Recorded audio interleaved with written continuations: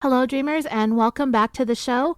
This is the 9th installment of our series on the rise and fall of Theranos and its founder and former CEO, Elizabeth Holmes. So that officially makes this the longest series our podcast has done covering one case. The longest one prior to this one was an 8-parter on Patreon where we discussed the 2011 death of 20-year-old college student Morgan Ingram out of the state of Colorado. There has long been a debate as to whether Morgan's amitriptyline overdose was an accident, suicide, or murder.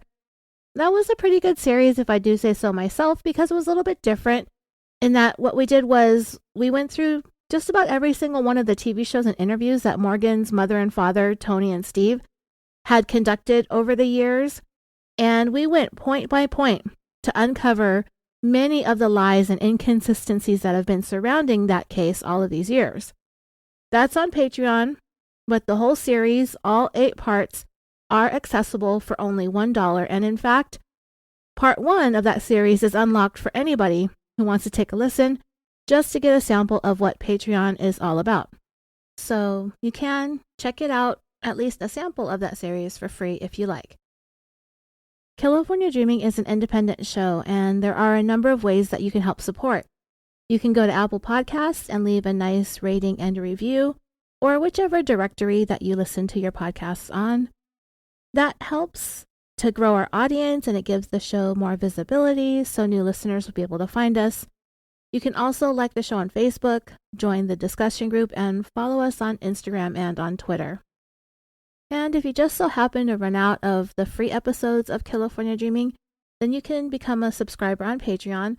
Starting at just $1 a month, you can gain access to a whole bunch of episodes you won't hear anywhere else. And if a subscription isn't your thing, but you still would like to pitch in, you can do so through PayPal using our email, killaforniapod@gmail.com. I have some thank yous for those of you who have either joined Patreon, raised your pledge or went annual, or made a one-time donation through PayPal.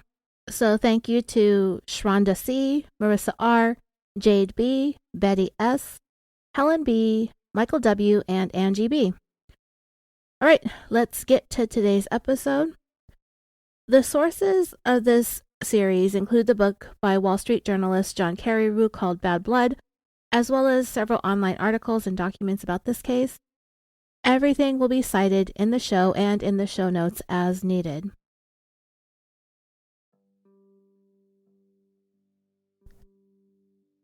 So to recap, in part 8, we were introduced to one of the most important figures in the story when it comes to the truth about Theranos beginning to be revealed, a young man fresh out of Stanford named Tyler Schultz. He is also the grandson of one of Elizabeth Holmes's most important consultants and members of the board of directors, former Secretary of State George Schultz. We went into great detail about all of the things that Tyler began to see that was wrong with Theranos and their practices when it came to operating a clinical laboratory. And it wasn't only him. A young woman named Erica Chung, hired 1 month after Tyler, saw some of the same things and shared some of the same concerns. Tyler tried at first speaking to Elizabeth about the things that worried him, but she was largely dismissive and urged him to go and talk to her number 3 guy, Daniel Young. But all Daniel did was spin things in a way that really didn't make it any less shady. Tyler sought an expert opinion, which only confirmed that he had much to be worried about, and ultimately, he came to the decision that after only about 6 months with Theranos that he needed to quit. His grandpa managed to talk him out of it temporarily and encouraged Tyler to hang in there, urging him to reach out to Elizabeth once again and give her a chance to explain things to him. But when Tyler tried talking to her, she shuffled him off to Sunny, who responded with a scathing email reply that berated him and told him that he was too young to know what he was talking about. So Tyler decided to resign. And his resignation was followed up with a threat issued to Tyler through his grandfather, stop this vendetta that he had against Elizabeth immediately, or else he would pay dearly. Erica resigned shortly thereafter, and she was also issued a threat. Keep her mouth shut about Theranos, and do not dare to write anything on the internet about the company because they will find out, and she would be sorry. So now the story circles back to Dr. Richard Fwiz. Remember him? He was the one who went and got a patent that he predicted that Elizabeth was going to need sometime down the road. Now, in this series, I did skip ahead in the timeline, and I went over how the whole thing ended. Theranos ended up suing Richard and his son Joseph. It was ultimately settled. The Fwizes agreed to withdraw the patent that they were given. In exchange, Theranos would drop their lawsuit. No money would be awarded, and both parties would just have to eat their legal costs. So it was kind of a draw, but Richard saw it as a loss because he did have to give up his patent. Even though he had obtained it out of vindictiveness towards Elizabeth for launching a biotech company without consulting him, it was all really petty, but that was how that all ended. However, on March 17th, 2014, there was an article that ran in Litigation Daily, which is a law newsletter, and it was written by Julia Love. It was mainly about David Boies. He was the attorney representing Theranos in that lawsuit with the Fwizzes.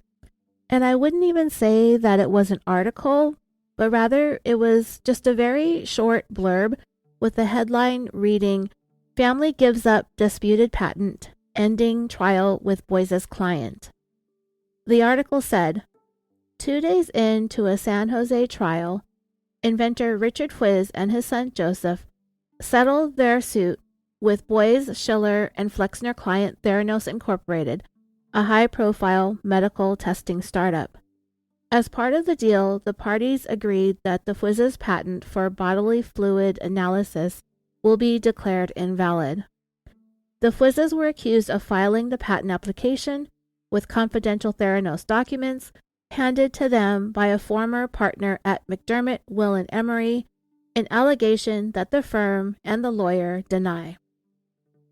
Well, it just so happened that the legal correspondent for Fortune magazine, a gentleman by the name of Roger Parloff, happened to notice the article. And the reason it caught his eye wasn't because of Richard Fwiz or Theranos, but rather because of the very, very high-profile attorney that had taken on the patent case, David Boies. Boies is a guy who is one of the most prominent attorneys in the United States. I talked about him in the previous episode when we went into details about this case.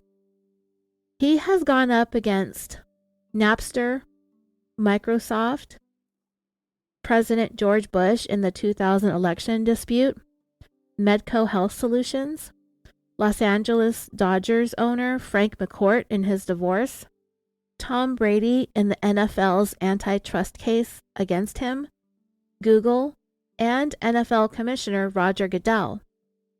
He's represented CBS in a libel suit, American Express, filmmaker Michael Moore, the NBA during the lockout in 2011, Oracle in their lawsuit against Google, tobacco companies Philip Morris, R.J. Reynolds, and Liggett Group, Bob and Harvey Weinstein, not in anything criminal, but rather in some contract negotiations back in 2015, Dallas Cowboys owner Jerry Jones, and Boies is currently representing several of Jeffrey Epstein's accusers.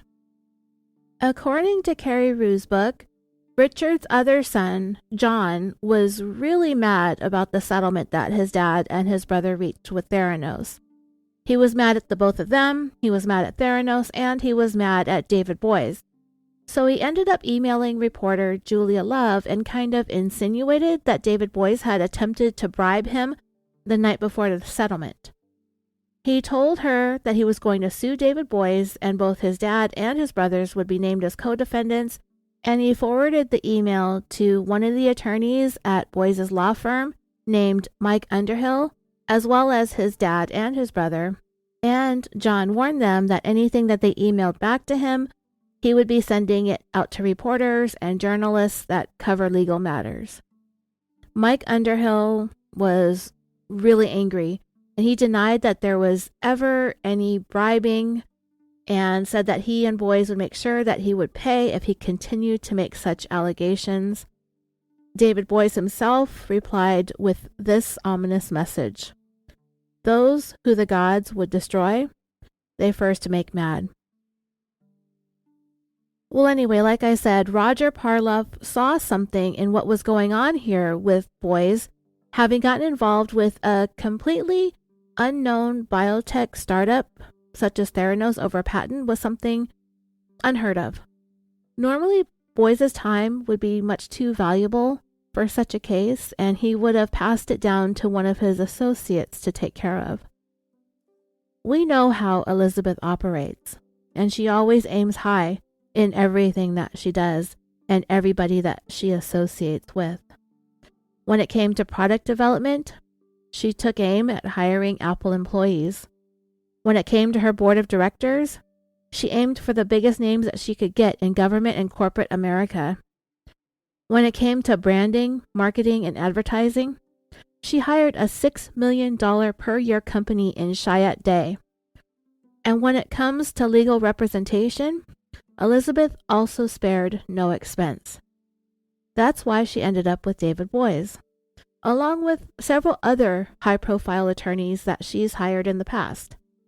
This intrigued Roger Parloff, and he wanted to know more. In his experience, when there's something unusual going on, it will probably make for a great story. And then there was the Fwizz's side of it all. Why was the son and brother of the defendants in the Theranos case, John Fwiz, who was also an attorney, threatening to sue Theranos and David Boyes? Smelling something really juicy, Parloff called up Boyes' publicist, Don Schneider. Well, I don't know. I don't think it's a publicist. It's more like a PR person. Luckily for Parloff, Boyes had just been talking to Don, and they both thought it would be a good idea to get some media attention around the case. She said that she would come over and talk to Parloff in person. They both worked within a couple of blocks from one another in Midtown Manhattan. But as Dawn made her way over to Roger's office, she got to thinking about the overall story. And to her, she found the whole thing about Theranos and Elizabeth way more interesting than all that legal junk with Boyes and Fwizzes and all of them. There's this company, founded by this apparently brilliant, college dropout. While she knew nothing about Elizabeth, David Boyes had been talking about how fabulous that she was for a number of years by then. So Dawn thought it would be good for David if she were to spread the word about this Silicon Valley starlet that nobody else had ever heard of before. So when she got to Roger's office, she had completely ditched the idea about talking about the Boyes' drama with the Fwizzes, but instead, she was going to tell him that this might be the company that he wished he'd written about before it became a household name, before it became ingrained in people's everyday lives like Google or Facebook. Roger Parloff was like, "Count me in. A cover story about the biggest company the world has never heard of." He saw this as his chance on jumping onto something big before everybody else. A couple of weeks later, Roger was on a plane from New York to California to not just interview Elizabeth, but to spend time with her. Like most people, the first thing that had him a little bit shocked was the deep tone of her voice. Dreamers, in the beginning, I really wasn't sure if Elizabeth's voice was her real voice, or if she purposefully lowered her tone in order to sound more authoritative or to be taken more seriously in this male-dominated world of tech startups. Since then, I've been pretty convinced that it was just another thing that Elizabeth faked, because we've heard snippets of her slipping in and out of the tone of a normal young woman's voice, and she would immediately correct herself. Which, I guess when you think about it, that doesn't really make sense since the voice isn't real, so technically she would be incorrecting herself back into her deep tone. But also, because I just recently watched the Hulu series episode that began to focus on Ian Gibbons, we had our discussion about him back in part 6. And there was a scene in the Hulu series where Ian is talking, I think, to Channing Robertson. I believe that's who it was. And he's discussing how much Elizabeth had changed over the years, and then he mentioned the voice. I realized that there's a lot of dialogue in the Hulu series that's being filled in, but as I'm watching it, I can see that it is closely following the events as we've laid them out in the series. There's some fictionalization and dramatization, I'm sure, but a lot of it does have a real feel of authenticity to it. And Ian Gibbons noting the change in Elizabeth's voice is something a lot of people who knew the before and after version of Elizabeth have noticed. And by the way, it may have been a prudent decision on Elizabeth's part to try and do what she needed to do in order to find success in the tech industry and as founders of companies, because statistics have shown that it is more difficult for women to raise venture capital. However, women are on the rise as founders and CEOs of their own companies.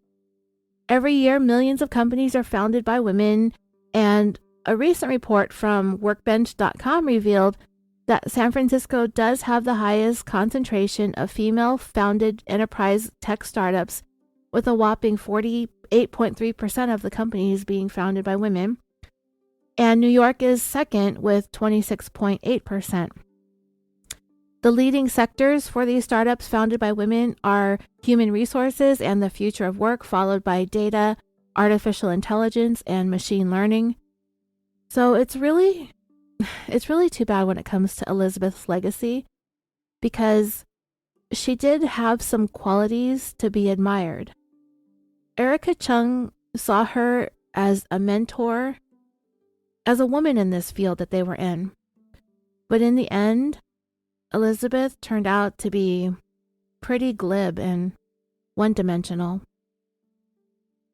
Anyway, as I said, Roger Parloff, like most, he was pretty shook by the voice.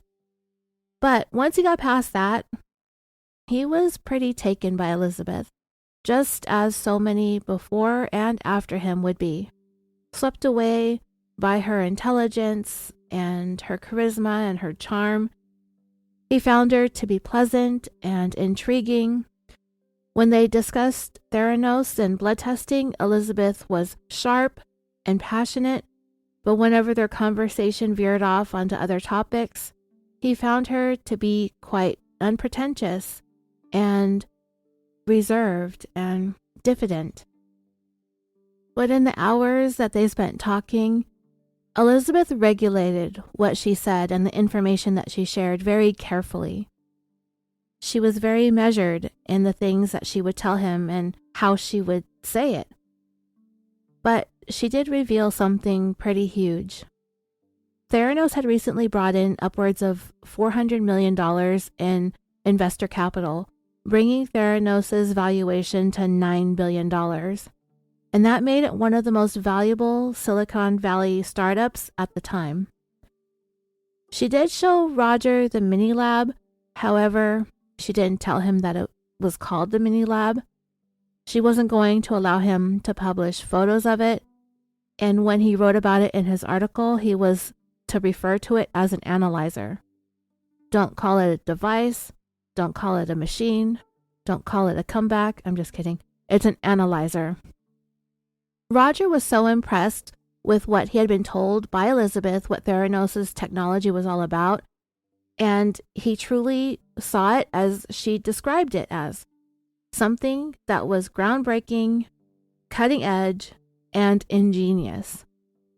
She told Roger that they were able to conduct more than 200 tests on their analyzers using their proprietary technology that would require only a finger prick-sized sample of blood. Like most people who were impressed by Theranos' technology and its capabilities, Roger was no expert in biomedicine, and he had no background that would have given him any means to verify the things that Elizabeth was telling him. So he took some time and interviewed some of the members of the board of directors, people who are going to go down as some of the most prominent individuals in modern American history. Roger interviewed George Shultz, Henry Kissinger, Sam Nunn, James Mattis, as well as former Wells Fargo CEO Richard Kovovich and former Senate Majority Leader Bill First. And with the exception of Bill First, none of these guys had any more expertise than Roger when it came to being able to speak to the validity of the technological capabilities of Theranos' blood analyzers. They were given the same jive, the same rigmarole as Roger had been given. But they were able to validate Elizabeth herself. They believed in her, they believed in Theranos, and they all held Elizabeth in high regard as a brilliant woman with impeccable character. Secretary Schultz told Roger that Elizabeth had a purity of motivation and that she is working to make the world a better place, and Theranos was her way of doing it. General Mattis described Elizabeth as being a person of tremendous integrity, with a mature and well-honed sense of personal, managerial, business, and medical ethics that he's ever heard anyone articulate.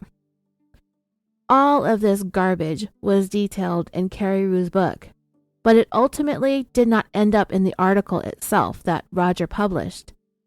And because of all of the fantabulous things that all of these well-respected men on the board of directors had to say about Elizabeth, it left him feeling very comfortable that everything about the young billionaire was on the level. Besides, Roger himself, he was an attorney. He is an attorney. He's written about all sorts of white-collar criminals, so he felt as if he was pretty astute when it came to spotting a fraudster. He did notice how measured and protective and secretive Elizabeth was when speaking about Theranos, but otherwise he found Elizabeth to be quite authentic and earnest, just a no-nonsense kind of a person.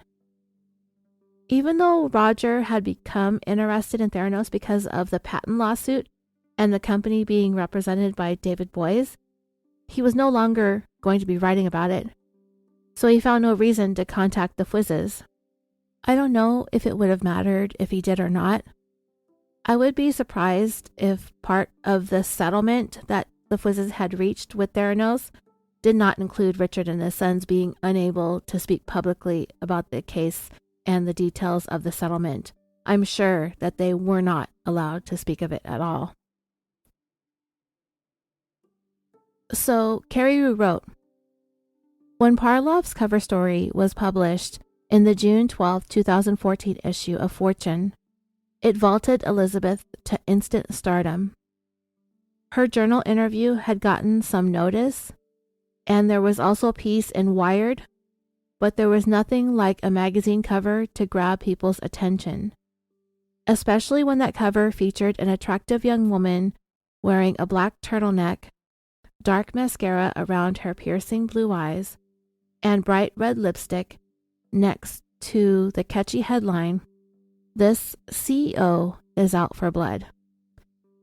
So dreamers, I subscribed to the $1 for the first month trial of Fortune so I could count the lies, read the article, and I would be able to share it with you. Grab your shovels because the BS is about to get real and deep. I would do something fun like maybe shots every time we catch a lie, but we'll probably end up with alcohol poisoning and needing to get our stomachs pumped, and it's Saturday and I really don't feel like doing that. The article starts off with the usual junk about her dropping out of Stanford at 19 and in an announcement to one of her professors, Channing Robertson, that she's going to start her own company. And legend has it that that's the last time Elizabeth Holmes ever said anything truthful. The article stated, Holmes had just spent the summer working in a lab at the Genome Institute in Singapore, a post that she had been able to fill thanks to having been learning Mandarin in her spare hours as a Houston teenager. Upon returning to Palo Alto, she showed Robertson a patent application that she had just written. As a freshman, Holmes had taken Robertson's seminar on advanced drug delivery devices, things like patches, pills, and even a contact lens like film that secreted glaucoma medication. But now she had invented the likes of which Robertson had never conceived. It was a wearable patch that, in addition to administering a drug, would monitor variables in the patient's blood to see if the therapy was having the desired effect, and it adjusted the dosage accordingly. Channing Robertson noted that he was low-key disappointed in himself because this had been his jam for more than 30 years, and he had never thought of bringing those components together. Either way, he didn't think it was a good idea for Elizabeth to launch a company without first finishing up her education, but she insisted that that was what she wanted to do. She didn't want to have an impact on the world of biotechnology across time. She wanted to invent a completely different kind of technology. Quote, one that is aimed at helping humanity at all levels, regardless of geography or ethnicity or age or gender. Robertson thought it was quite possible that he was looking at the next Bill Gates or Steve Jobs. This article was also the first time that Theranos publicly listed its valuation. By the summer of 2014, when it was published, Theranos was valued at more than $9 billion after having raised some $400 million from equity sales to investors, and this was apparently confirmed to Roger by an outside director. All of this in spite of Theranos being mostly unknown even within the Silicon Valley. Elizabeth lied, quote, this is about being able to do good, and it's about being able to change the healthcare system through what we believed this country does so well, which is innovation and creativity and the ability to conceive of technology that can help solve policy challenges. Then Roger pointed out how Theranos moved away from Elizabeth's original patch idea and on to what it was doing in the present time. Roger wrote, Theranos today is a potentially highly disruptive upstart. Yeah, that didn't happen. In America's $73 billion diagnostic lab industry, which performs nearly 10 million tests a year and is estimated to provide the basis for about 70% of doctors' medical decisions. Medicare and Medicaid each pay out roughly $10 billion annually on reimbursements for these tests. And dreamers, here comes a slew of lies. Theranos runs what's called a high-complexity laboratory, certified by the Federal Centers for Medicare and Medicaid Services, or CMS, and it is licensed to operate in nearly every state. It currently offers more than 200, and it's ramping up to offer more than 1,000 of the most commonly ordered blood diagnostic tests, all without the need for a syringe. Theranos' tests can be performed on just a few drops of blood, or about 1/100th to 1/1000th the amount that would ordinarily be required. An extraordinary potential boon to frequently tested hospital patients or cancer victims, the elderly, infants, children, the obese, those on anticoagulants, or simply anyone with an aversion to blood draws. Theranos phlebotomist technicians, licensed to take blood, draw it with a finger stick using a patented method that minimizes even the minor discomfort involved with that procedure. To me, it felt more like a tap than a puncture. So yeah, she stuck Roger with the thing too in his finger. She goes around just sticking everybody in the finger whenever she meets them, as if like she just carries this shit around with her everywhere she goes, right? The article continued. The company has performed as many as 70 different tests from a single draw of 25 to 50 microliters collected in a tiny vial the size of an electric fuse, which Holmes has dubbed a nanotainer. Such a volley of tests with conventional techniques would require numerous tubes of blood, each containing 3,000 to 5,000 microliter samples. The fact that Theranos' technology uses such microscopic amounts of blood should eventually allow physicians far greater latitude when ordering so-called reflex tests than they have previously enjoyed. With reflex testing, the physician specifies that if a certain test comes up abnormal, the lab should immediately perform follow-up tests on the same sample to pinpoint the cause of the abnormality. Reflex testing saves patients time, inconvenience, cost, and pain of returning doctor visits and additional blood draws. The result of Theranos' tests are available within hours, often matching the speed of emergency stat labs today, though stat labs, which are highly inefficient, can usually perform only a limited menu of maybe 40 tests. Most important, Theranos tests cost less. Its prices are often a half to a quarter of what independent labs charge and a quarter to a tenth of what hospital labs bill, with still greater savings for expensive procedures. Such pricing represents a potential godsend for the uninsured, the insured with high deductibles, insurers, and taxpayers. The company's prices are set to never exceed half the Medicare reimbursement rate for each procedure, a fact that with widespread adoption could save the nation billions.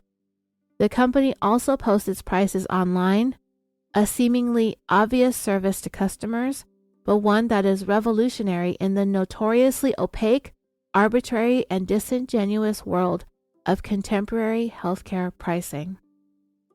Precisely how Theranos accomplishes all of these amazing feats is a trade secret. Holmes will only say, and this is more than she's ever said before, that her company uses the same fundamental chemical methods as existing labs do. Its advances relate to quote-unquote optimizing the chemistry and quote-unquote leveraging software to permit those conventional methods to work with tiny sample volumes. Oh wow, that's a lot of malarkey.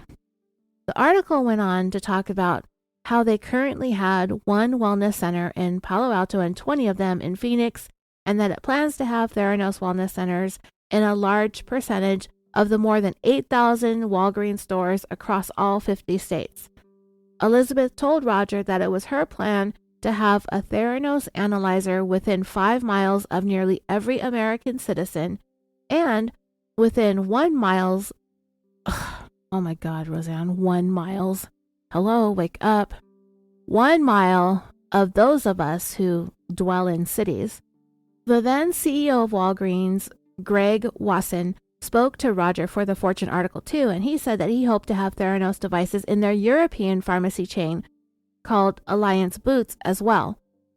Greg Wasson ended up retiring once the merger between Walgreens and Alliance Boots was complete, which was at the end of 2014, just 6 months after this article ran.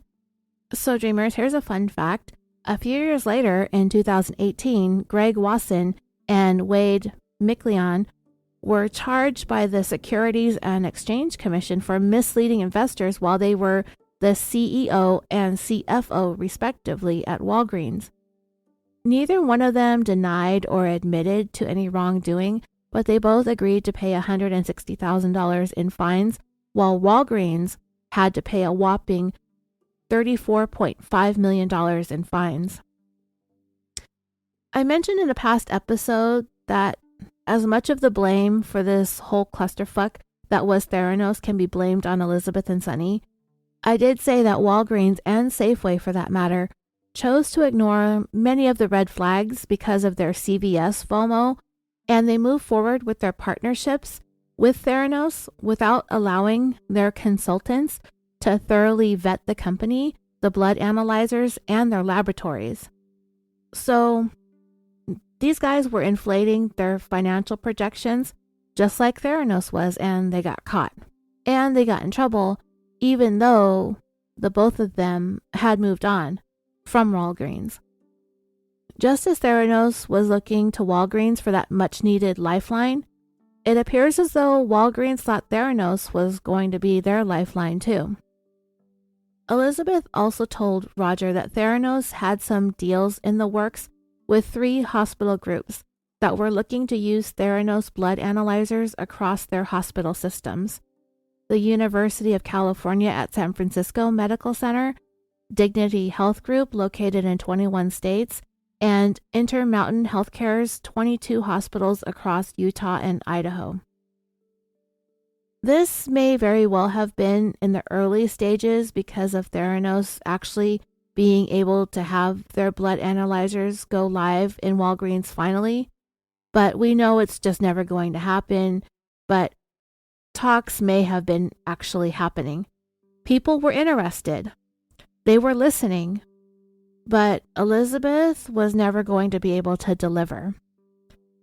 She was probably hoping to buy enough time that would allow her to try and get the Edison or the mini lab working properly, but time was running out quickly because we all know at that point in time that the Fortune magazine article was published.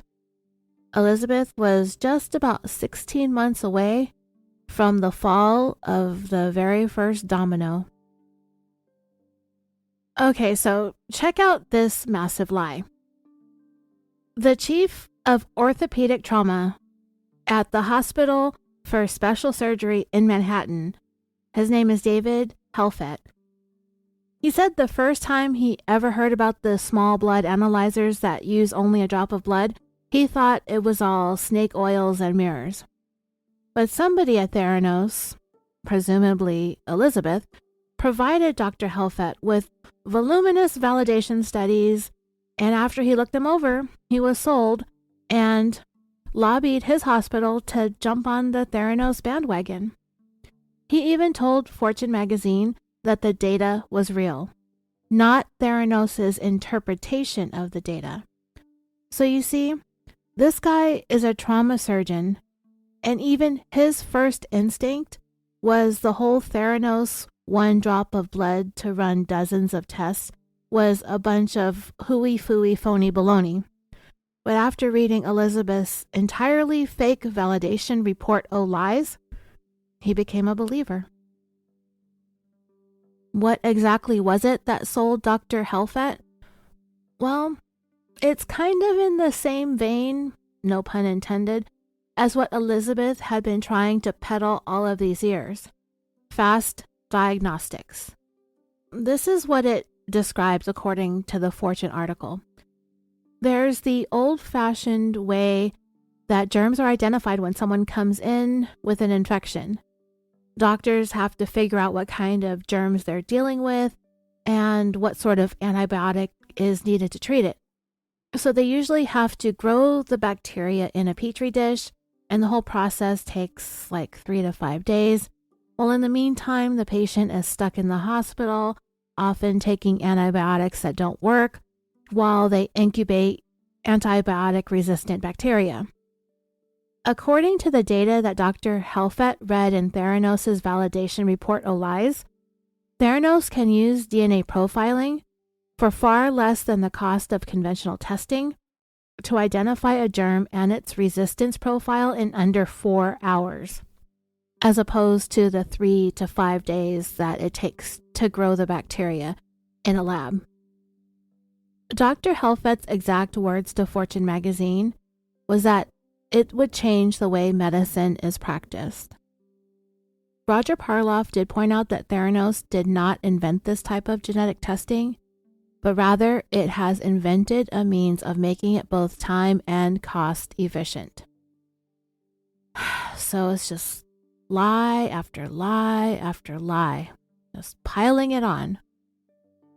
The article also pointed out that since Theranos' blood analyzers take up to 100 times less space to do the same work that the bulky blood analyzers that are out there being used today do, it makes it possible for Theranos labs to be set up right inside of emergency rooms, operating rooms, military helicopters, ships, and submarines.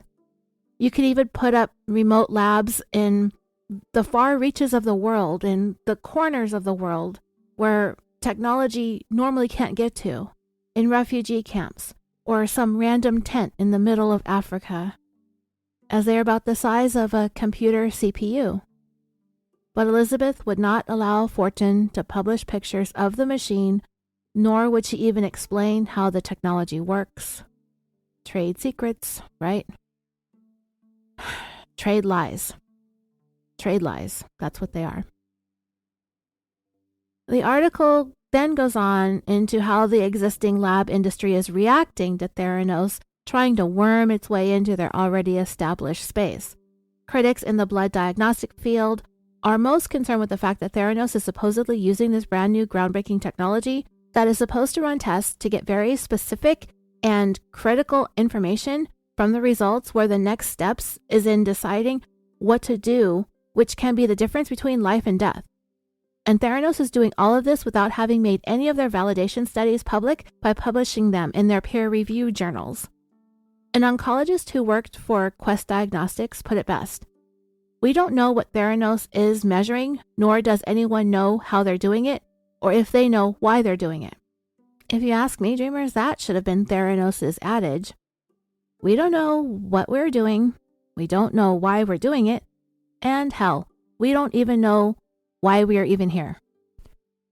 Elizabeth had her comeback at the ready when she said that Theranos uses the same fundamental chemical methods as the tests that are already out there.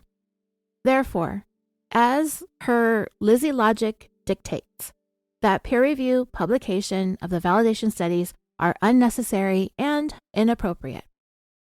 Then it describes how Theranos managed to circumvent regulatory bodies, or at least that's what they were trying to do.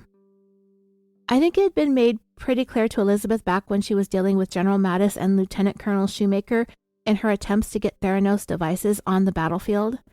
And Roger tied it into the fact that Theranos did not yet have FDA approval because of its, quote, unusual regulatory structure. That's just a fancy way of saying deception and subterfuge. Bottom line, everybody else in the blood business has to utilize equipment that has been FDA approved. This is what Roger wrote. Most labs like Quest and LabCorp of America perform many of the routine tests using analyzers that they buy from medical device manufacturers like Siemens, Olympus, and Beckman Coulter. Before those manufacturers can sell such equipment, they must obtain U.S. Food and Drug Administration approval for the tests that those analyzers perform, a process that is in addition to the audits and proficiency tests required to win CMS certification for the lab itself. At the same time, for other procedures, conventional labs will devise their own lab-developed tests, which they do not have to clear by the FDA.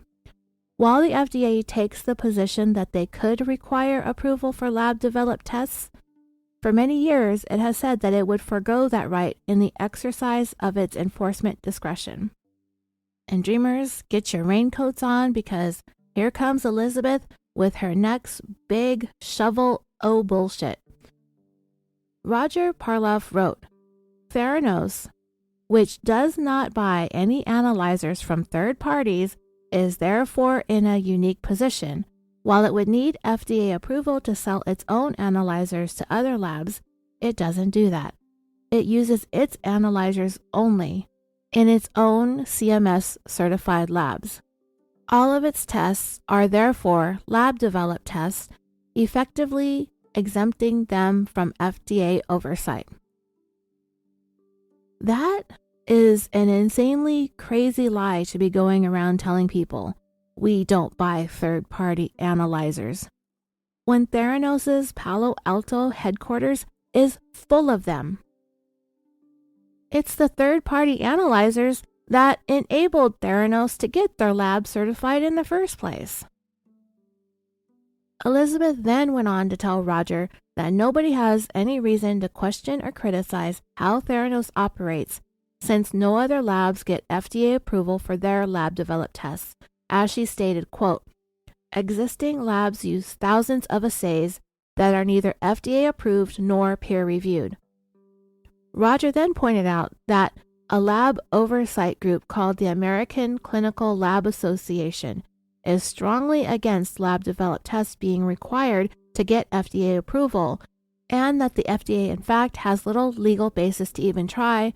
But then in the next breath, Elizabeth sort of contradicted herself by saying that Theranos was seeking FDA approval for one of their tests, even though there's nothing that obligates them to have to do so. She even showed Roger hundreds of pages of validation reports, alleged validation reports, that Theranos had submitted in order to get the FDA approval for that one test. And then Roger pointed out that Theranos is the first and only lab to have ever sought FDA approval for one of their lab-developed tests. What a crock of poo-poo. We all know why Elizabeth is even trying to get FDA approval for this one single test. It's so that she can begin to boast that Theranos tests are FDA approved. She'll just start saying that, like, as a general statement. Everything is FDA approved. And then what she'll do is she'll insert a little asterisk next to that bold statement. And way down in the teeny tiniest nano font that Elizabeth can patent, she'll list that there's one test that has FDA approval. Just like she had been able to claim that their labs were certified, when the truth was that the lab was filled with blood analyzers manufactured by other companies, not Theranos.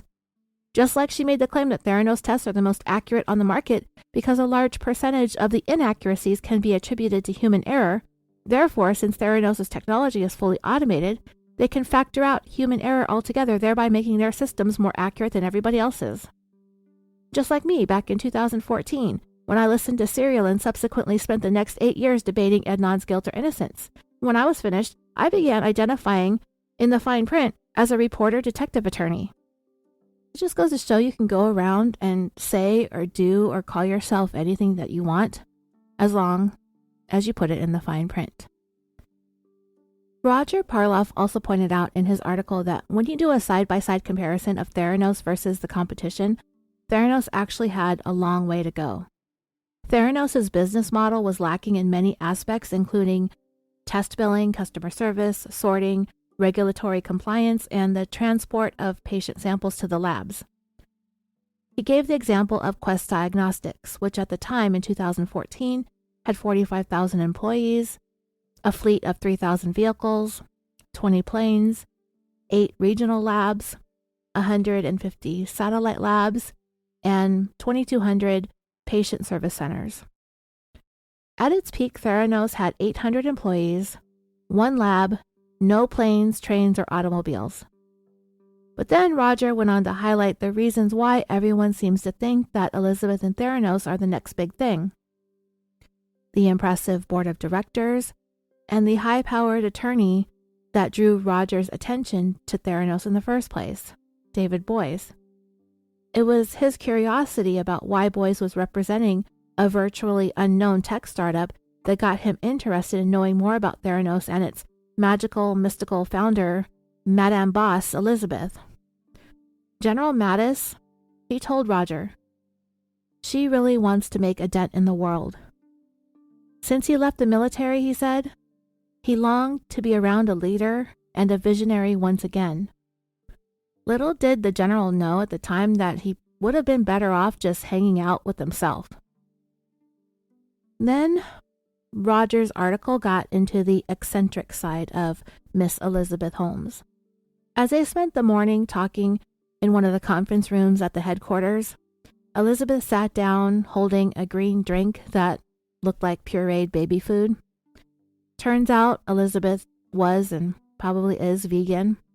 Her drink was spinach, parsley, wheatgrass, celery, cucumbers, and whatever else is green. And that's apparently the only fuel that she needed to get through a 16-hour workday. She told Roger that when she examines a blood sample on a slide under a microscope, she can basically tell what a person's diet consisted of, whether that person eats a healthy, raw vegan diet, or if that person eats burgers and fries. He said that her office was the closest thing to a Steve Jobs shrine that he'd ever seen. When Elizabeth and Roger went to dinner one evening, the restaurant that they went to prepared Elizabeth a custom meal that they do not serve or have on the menu, consisting of mixed greens with no salad dressing, whole wheat spaghetti cooked with no oil, topped only with tomatoes. Her meals sound about as bland as her relationship with Sonny. Roger admitted that if he were more cynical when meeting the very young, beautiful CEO, it would make sense why all these old dudes were so enamored with her. But then he would say after speaking to her that he found Elizabeth to be quiet and soft-spoken, engaging, courteous, simple, and modest. And all of that may be true, but then again, perhaps Roger Parloff didn't see himself falling in line with all the other old dudes. The article goes into much more detail about Theranos' ultimate goal to bring blood testing and the availability of it directly to the consumer, so each person would have access to understanding their own medical needs and they could track their own health in real time. But then she segued back into the colossal lies, telling Roger that Theranos has been doing work for major pharmaceutical companies, including Pfizer and GlaxoSmithKline, and are conducting clinical drug trials. And then she was quoted once again, the whole thing about having to say goodbye to loved ones, blah, blah, blah, and how she has this long-standing fear of needles, which had been at the heart of her inspiration in developing Theranos' microtechnology. Then the article went into Elizabeth's background, her upbringing, growing up, when she went to China, etc., etc., and then it ended with a quote from a then-aging Channing Robertson.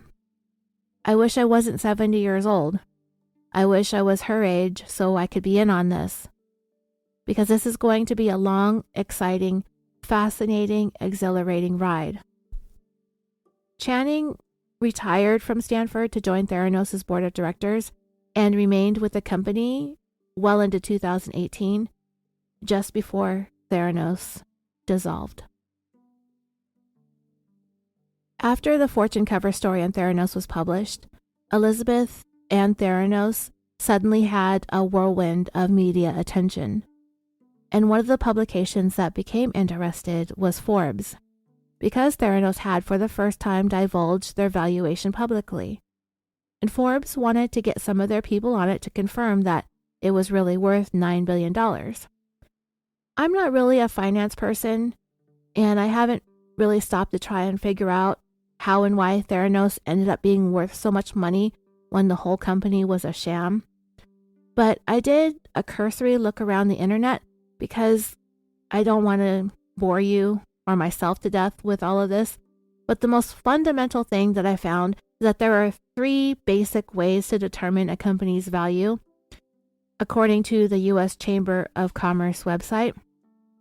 There are asset-based methods, which sum up all of the investments in the company to determine the value of the business. There are earning value methods, which evaluate the company based on its ability to produce wealth in the future.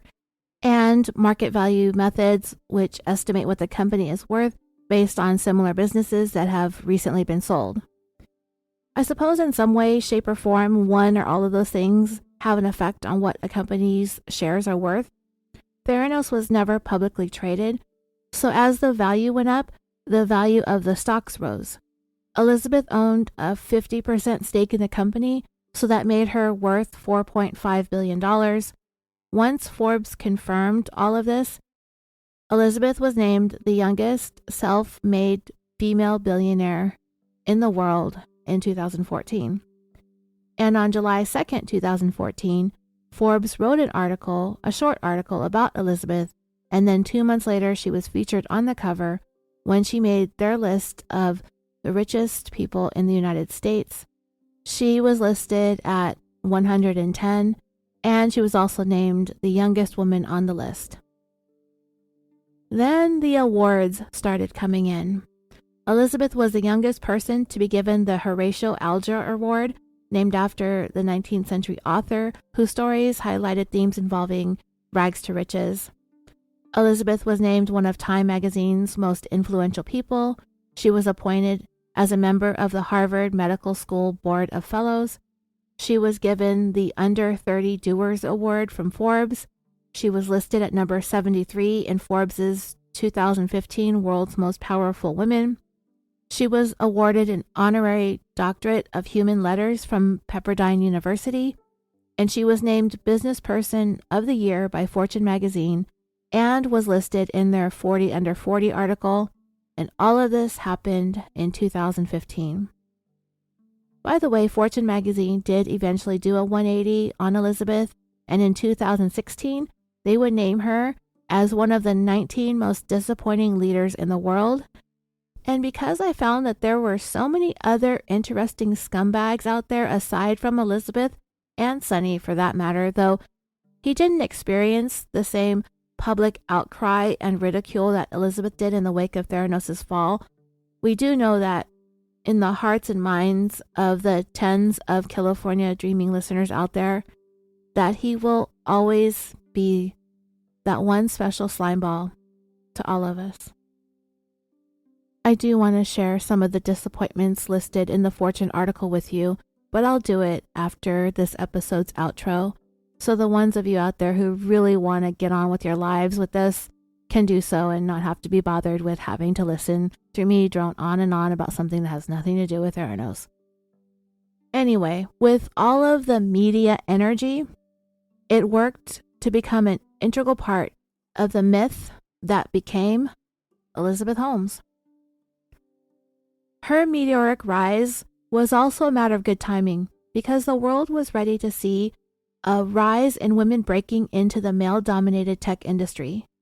Carrie Rue referenced Marissa Mayer, the former president and CEO of Yahoo from 2012 to the beginning of 2017.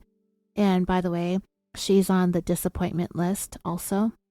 And Sheryl Sandberg, who became Facebook's COO in 2008, which is a position that she still holds today. And she had become the first woman to serve on Facebook's board of directors. She is not on the disappointment list. But what set Elizabeth apart is that Mayer and Sandberg came into already well-established tech companies, whereas Elizabeth had actually created her own from the ground up. This made Elizabeth the very first female billionaire to have founded her own company in Silicon Valley ever. What was also different about Elizabeth was the fact that unlike other billionaire tech entrepreneurs out there, she kind of parlayed the growing interest in her into a newfound fame, a celebrity style type of fame.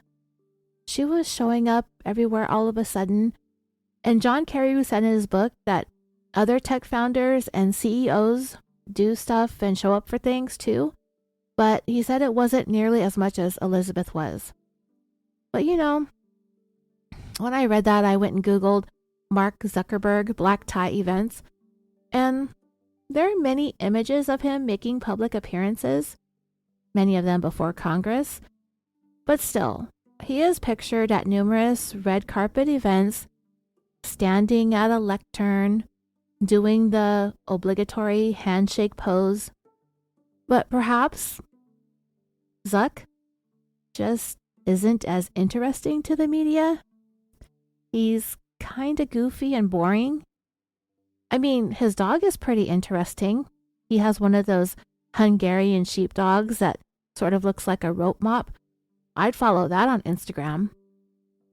Elizabeth just had this magnetism about her, which is another reason why she was able to do what she did. She should have been an influencer or a content creator or a brand ambassador, whatever it is these kids are doing these days. I think she would have made a killing doing that. Okay, so get this. As Elizabeth's fame grew, so did the need for the security detail. Understandable, right? Extremely wealthy people have to have bodyguards. Her team grew to 20 deep. I mentioned in a previous episode that she was driven around in a black Audi with no license plates, and her code name was Eagle One. I don't think I mentioned the Eagle One thing earlier, but yeah, that was her code name. And guess what Sunny's code name was? Eagle 2. And just for fun, I thought you might find this to be sort of hilarious. When you look up Eagle 2 on the Urban Dictionary, it defines Eagle 2 as the following: an ingenious code name for an ugly or unattractive person, someone that you have no desire to have sex with. Talk about nailing it, right? So the character Andy, portrayed by the lovable Chris Pratt, is quoted as saying this on one of the episodes: "From now on, we'll be using code names. You can address me as Eagle One. Anne, code name, been there, done that. April is currently doing that. Donna, happened once in a dream. Chris, code name, if I had to pick a dude, Ben is Eagle 2. Anyway, Elizabeth had her own personal chef that apparently specialized in making her green potion that she drank every day. She only flew by private jet, though I don't think she ever leveled up to actually owning her own. And Elizabeth's signature move that drew the masses in was the manner in which she pulled at the heartstrings with her stirring story of losing her uncle and working towards never having to say goodbye too soon. And I tell you, dreamers, saying goodbye to ever having to say that ever again can't happen too soon. She gave the dead uncle speech in the fall of 2013 to an audience of Theranos employees who had gathered to witness Her Highness speak in the royal refectory, to take in her stirring oration.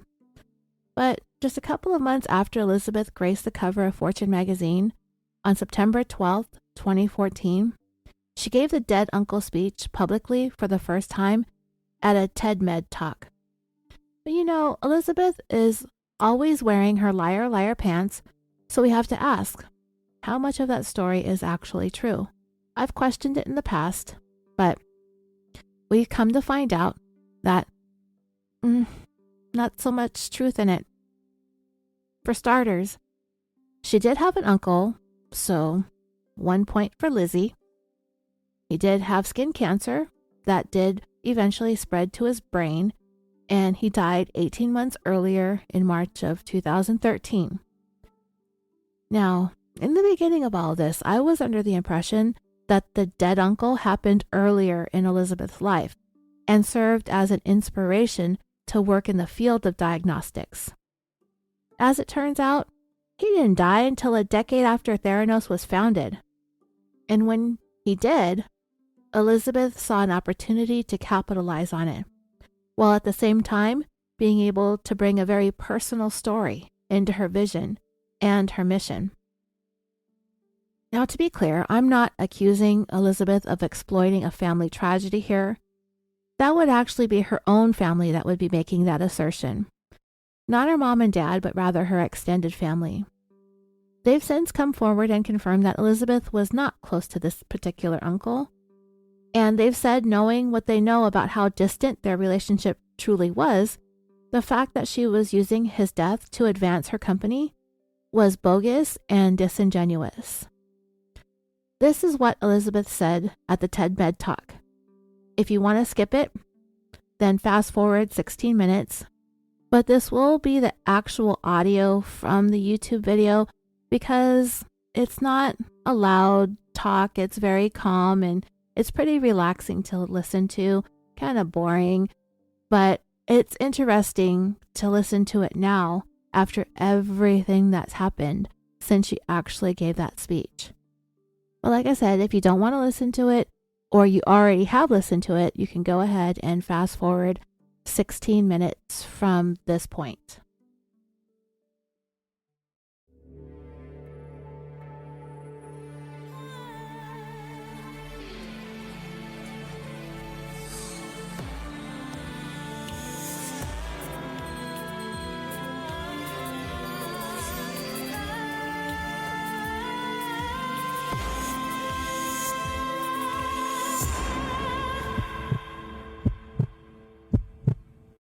I believe the individual is the answer to the challenges of healthcare.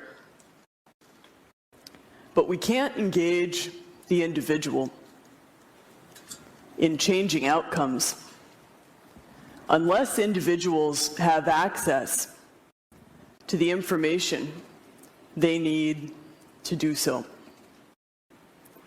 The right to protect the health and well-being of every person, of those we love, is a basic human right. A right defined in the United Nations Universal Declaration on Human Rights. Yet in the United States today, healthcare is the leading cause of bankruptcy, and the lack of it, the leading cause of the suffering associated with finding out too late in the disease progression process that someone you love is really, really sick. I grew up spending summers and the holidays with my uncle. I remember his love of crossword puzzles and trying to teach us to play football. I remember how much he loved the beach. I remember how much I loved him. He was diagnosed one day with skin cancer, which all of a sudden was brain cancer, and in his bones. He didn't live to see his son grow up, and I never got to say goodbye. We define diagnosis today as the determination of the presence of disease from its signs and symptoms. Yet diseases often begin so much earlier than when symptoms first appear. We see a world in which every person has access to actionable health information at the time it matters. A world in which no one ever has to say, "If only I'd known sooner." A world in which no one ever has to say goodbye too soon. Technology can and is transforming our world, and many policy issues along with it. Today, laboratory information drives 70 to 80% of clinical decisions.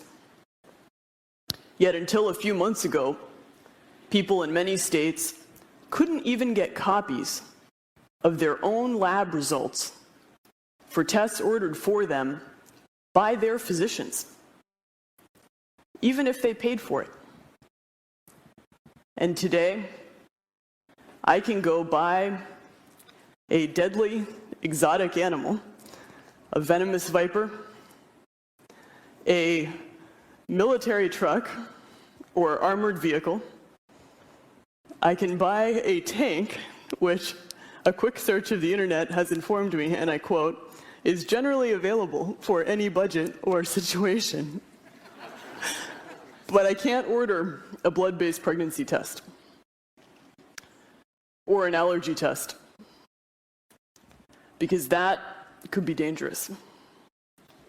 God forbid I stop eating peanuts. A woman trying to conceive a child can't order a fertility test. And someone worried about her or a partner's risk of a sexually transmitted infection can't order an STI test.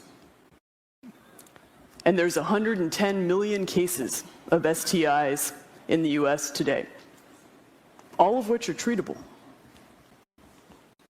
When individuals have access to the information about their bodies, they can begin to change outcomes. Type 2 diabetes alone, which drives 20% of our healthcare costs, can be reversed through changes in lifestyle in diet and exercise. Yet today, there's 80 million Americans who are pre-diabetic, and 90% of them don't know that they are.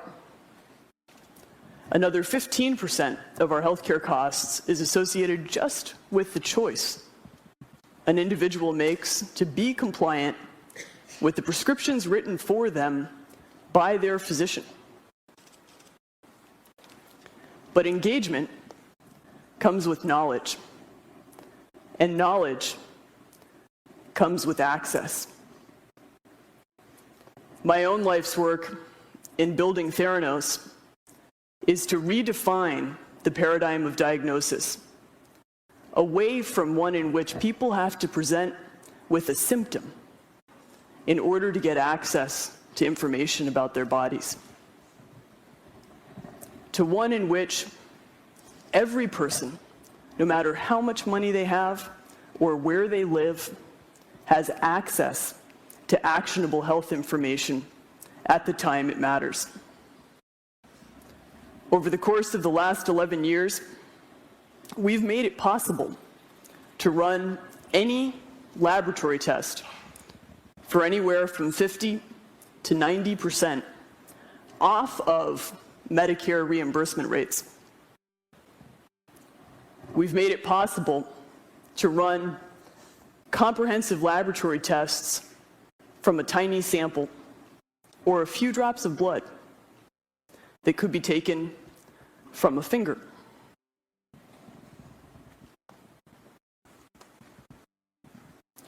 And we've made it possible to eliminate the tubes and tubes of blood that traditionally have to be drawn from an arm and replaced it with the nanotainer. We've made it possible for information to be accessible at the time and place that matters, closest to where people live and closest to where they see their physicians. And we've made it possible for actionable information to be accessible by creating a decentralized infrastructure with the oversight and analytics of a centralized pathology framework. Today, 40 to 60% of people are not compliant with the requisition from a physician to go get a lab test done. They're not compliant because they can't afford it. Even if they're insured, deductibles increasingly are so high that people can't pay the few $100s out of pocket to get a test done. They're not compliant because they're scared of needles. It's one of the basic human fears, right up there with fear of spiders and fear of heights. They're not compliant because of inaccessibility to the locations they'd need to go to during times they'd often have to take off from work to be able to get a test done. And they can't do that. We see a world in which every person knows how much a test they're paying for is going to cost them before they get that test done. Every time. I remember listening to a woman who came to one of our wellness centers to get tested. She talked about a conversation with her physician in which she'd raised her concerns about risk of hereditary diseases that had afflicted her family, and she asked to get a series of tests done. The physician said to her, well, insurance isn't going to cover this. Do you still want to do it? And she said, well, yeah, how much does it cost? The physician didn't know. What she could figure out was that it would likely cost her a few $1,000s to get these tests done. Tests for which she was not symptomatic for those conditions yet. And she couldn't afford it. People will go broke if they have to spend thousands of dollars out of pocket in order to get the tests done they need to begin to understand their risk of a condition before they develop it. I'll remember all my life the face of a pregnant woman who showed up at one of our locations, and she'd been turned away from the other places she'd gone because she couldn't afford the ability to do a test. And she was so scared that she was going to be turned away here too. When she saw the cost of her tests would be little more than the cost of a meal, the gratitude on her face struck my heart. No person should have to go through that fear. We see a world in which no one has to go through the pain of traditional phlebotomy. I remember reading an email from the father of a little girl. He talked about taking her to the hospital and watching as they stuck her soft tissue again and again in the search for what he called the tiny, invisible vein. I remember watching elderly people whose veins collapse as they age, having to get blood drawn from their hand, which can cause so much suffering. And I remember talking to so many cancer patients who will tell you they can take the treatments, and they can take the radiation, and they can take the visits, but the fear and bruising and transfusions associated with all the blood that needs to be collected in order for them to get care breaks them and those who love and care for them down. By making the cost of testing so low that any combination of tests can be run for the same cost that those tests would have cost individually before, it becomes possible to engage individuals in the testing process in such a way in which they get the information they need at the time it matters. We see a world in which the interaction with a physician becomes actionable because people can be tested at the time and frequency that matters, so that clinicians and individuals can begin to understand not just where they are, but where they're headed. And the typical clinician visit will change from one in which today is generally characterized by me seeing my doctor, for example. Doc says, "Elizabeth, haven't seen you for a year. Go get a test done." I go, let's say, do a routine set of labs. Doc calls me, says, "Ran a cell blood count. Your hemoglobin was really low. I'm going to put you on this therapy. Come back in, do another set of labs so that I can figure out why that initial test was out of range. But in order to do that, I need more tubes of blood to be able to triage the condition." So I go, and this 3 office visit, 2 lab, 1 unnecessary prescription process can be consolidated into a single lab that can be accessible before I see my clinician, because any test can be run from a tiny sample for less cost than any one of them would have cost before. We see a world in which people get access to laboratory information late at night, on a weekend, early in the morning, in rural areas. And in establishing decentralized and distributed testing frameworks, a world in which decentralized care begins to become possible in developing economies.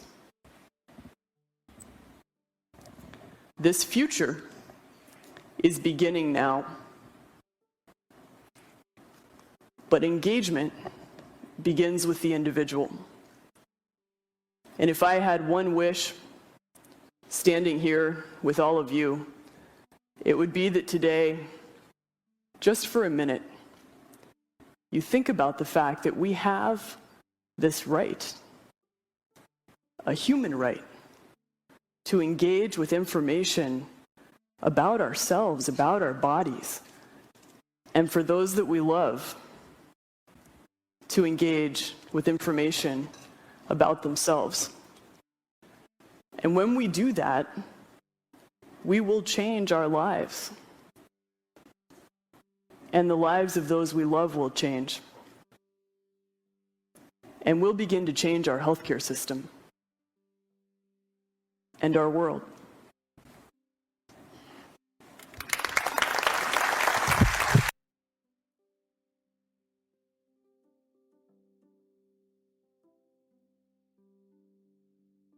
In her TED Med talk, Elizabeth did say one thing that was true, sort of. She called it a basic human fear, and that is the fear of needles. And it does come in many surveys as a top 10 phobia amongst people. Starting from the top, the first is social phobias, the fear of social situations. Next is arachnophobia, the fear of spiders. Ophidiophobia, the fear of snakes. Acrophobia, the fear of heights.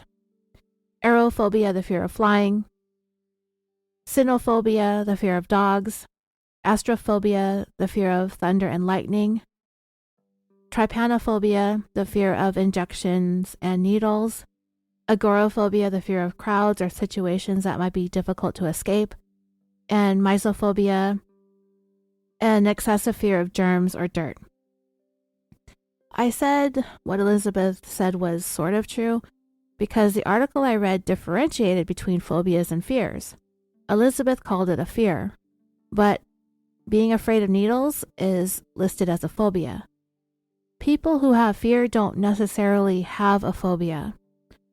The top 10 fears are becoming seriously ill, not having enough money for the future, death, terrorist attacks, high medical bills, public speaking, natural disasters, crime, war, and pollution. And just in case anybody thinks any of those phobias are absurd or unreasonable, I looked up a list of irrational fears, and here are some of them. Leaving your house without pants.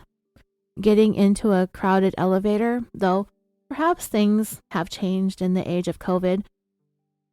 Speaking in elevators. Losing a limb when trying to rush into a subway as the doors are closing. Every human social interaction ever. Balloons and or popping balloons. Being exposed for watching explicit material and or forgetting to close out your explicit content tabs. The fear of mold. The fear of throwing things away that you really don't need. Clowns. Something that's going to snatch you from under the bed or while you're using the toilet.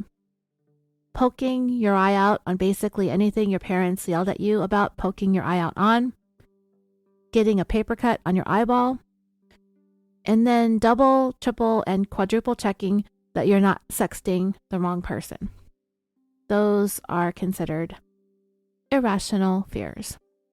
I do have the spider phobia, arachnophobia. I also have a fear of a lot of bugs and flying insects and things. I just hate them. So I'm glad to know that that's basically normal. Moving on, I want to talk to you about a gentleman we've talked about before. His name is Patrick O'Neill. If you remember a few episodes back, I briefly discussed Patrick. He was the one at the advertising firm Chiat Day who became an Elizabeth superfan from the word go. He was basically the person behind that transformation of Elizabeth's overall image and really took her public profile to another level. She ended up luring him away from Chiat Day, where he had been for more than 7.5 years. And in the end, he would stay at Theranos for a total of 2 years and 10 months. Patrick does have Theranos listed on his LinkedIn profile because I do think he did some pretty amazing work for Elizabeth when she hired him on as her creative director. So I think he has every right to list his work that he should be very proud of, despite the fact that Theranos was the fakiest faker ever. When you saw Elizabeth on the cover of Fortune magazine, Patrick worked directly with their photographer to come up with the image that you are all pretty familiar with. Her hair tied loosely back. She's wearing the black turtleneck. She has her big, round, piercing eyes staring straight at you. She has dark but minimal eyeliner on the top lid, possibly mascara, and some reddish lipstick. It's not bright red. It's more on the natural side of a dark, muted but metallic red. I would even say maybe it's the color of clay. Elizabeth herself had become key to Theranos' marketing strategy. She came with a story that just grabbed you, and everyone suddenly wanted to sip the Kool-Aid. She became an icon, an idol, particularly to other young women who aspired to be in the biomedical field. Brilliant young women who looked up to Elizabeth really as a trailblazer. That's another sad aspect of the story, a regrettable aspect, the letdown. We know at least one person who saw Elizabeth as a mentor and a leader. That young girl from an immigrant family who would graduate from Berkeley with 2 degrees, who believed being hired by Elizabeth and given the opportunity to work at Theranos was a dream come true. That would be Erica Chung. Even though Elizabeth would turn out to be nothing close to what any of these women who admired her would go on to become, she gave each one of them a unique lesson that no college professor would have ever been able to. Just because somebody is bigger, stronger, harder, louder, or richer doesn't mean that they're right and you're wrong. It doesn't mean that you have to feel bad or guilty for standing up for yourself, or intimidated or afraid to point out when you see something untoward, or you don't have to be made to feel stupid or less than or insignificant when somebody tries to convince you that you just don't get it. That's what people mean when we tell each other to believe in ourselves. Elizabeth not only was a huge letdown and a fail, she went around and attempted to crush anybody who tried to point it out. She did that. It's one thing to tear people down. It's quite another when women tear each other down. Being able to work for Elizabeth and Theranos was like being at Disneyland every single day for Patrick. And the only reason I make that analogy specifically is because that's what I pictured in my mind when I read a line in Bad Blood that stated, Patrick was one of her biggest believers. He had no knowledge of the shenanigans going on in the lab and didn't pretend to understand any of the science of blood testing. But as far as he was concerned, the fairy tale was real. I just imagined children going to Disneyland for the first time and seeing everything that they've seen in all the movies in real life right before their eyes. All the fairy tales that have just come true. Theranos was Patrick's Disneyland. In the Hulu series, whenever anyone is hanging out at the headquarters, the whole thing just looks really nauseating to me with all the glass rooms. I assume that's because Elizabeth and Sunny and their hench people have to have a 360-degree view of everything to make sure that nothing punishable by death is going on. Can you imagine working in an environment like that? I mean, I'm sure maybe some of you have, and there are cameras everywhere nowadays, which are a safety and security tool as well as a deterrent. But Working in glass rooms feels like working in an aquarium. All of these people are professional, educated, skilled, and knowledgeable individuals that Theranos has on their staff. But they're average people with average lives. They thought they'd be working from 9 to 5, but hell, they pay the price. At work, they want to be left alone and then go home, but it must always feel like they're in the twilight zone because they always feel like somebody's watching them and they have no privacy. Elizabeth had this habit of surrounding herself with quotes that inspired her. Quotes from Steve Jobs, Michael Jordan, Theodore Roosevelt, among others. But the one that you see on prominent display on the Hulu series, the one from Jedi Master Yoda, it's do or do not, there is no try. That was a quote that Patrick introduced Elizabeth to, and it was his idea to paint it in bold black letters at the entrance of the headquarters. Obviously, Elizabeth approved of the idea because it happened. I don't know, I would have been more impressed if Elizabeth had ever come up with her own quotables. Her lifting ideas from other brilliant people, or Jedi Masters for that matter, it's getting kind of old to me. Early on, I said I don't think Elizabeth ever actually accomplished much of anything that was of real and true substance or significance. And when you think about it, that's probably because she was as fictional as every princess at Disneyland, as every Jedi in a galaxy far, far away. Theranos' staff was also continuing to grow. By the time the Fortune and Forbes articles published, Elizabeth had about 500 employees, and her staff was only going to get larger, so they were going to have to move out of the old Facebook building and into something bigger and, of course, better. Patrick was the one who was going to be designing the interior of the building, and if you have a chance to look at some of the pictures online, it's located at 1701 Page Mill Road in the Stanford Research Park. Everything in it, the whole design is based on a circular theme.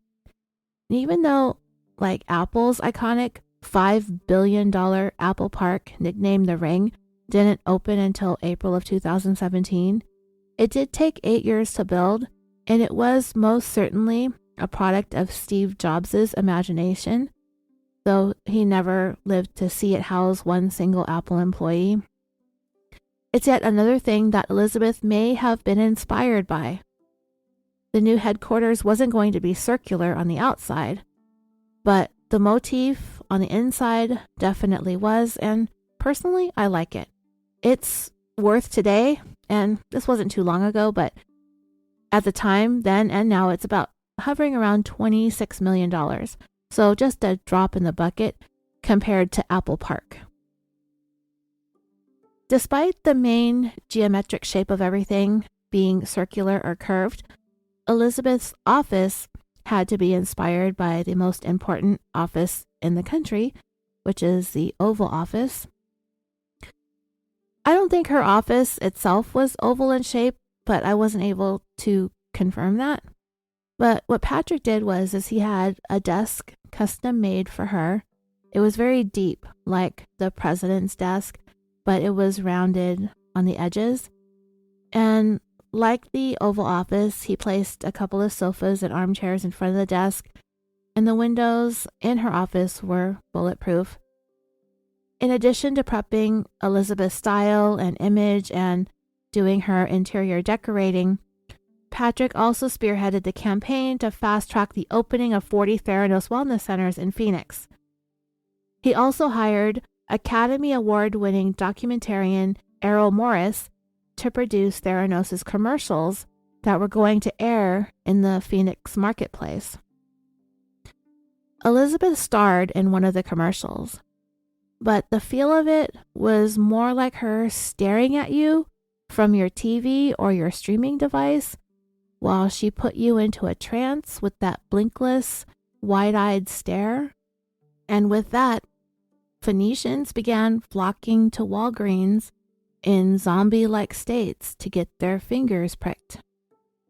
And I did look that up, and from all that I could tell, people from Phoenix do call themselves Phoenicians.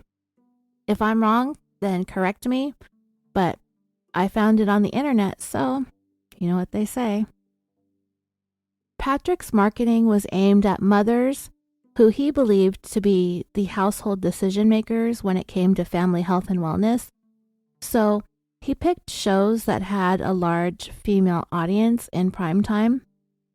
Another huge theme that the commercials focused on was the needle phobia and the promise that Theranos blood tests only required one single droplet of blood taken painlessly from the tip of your finger.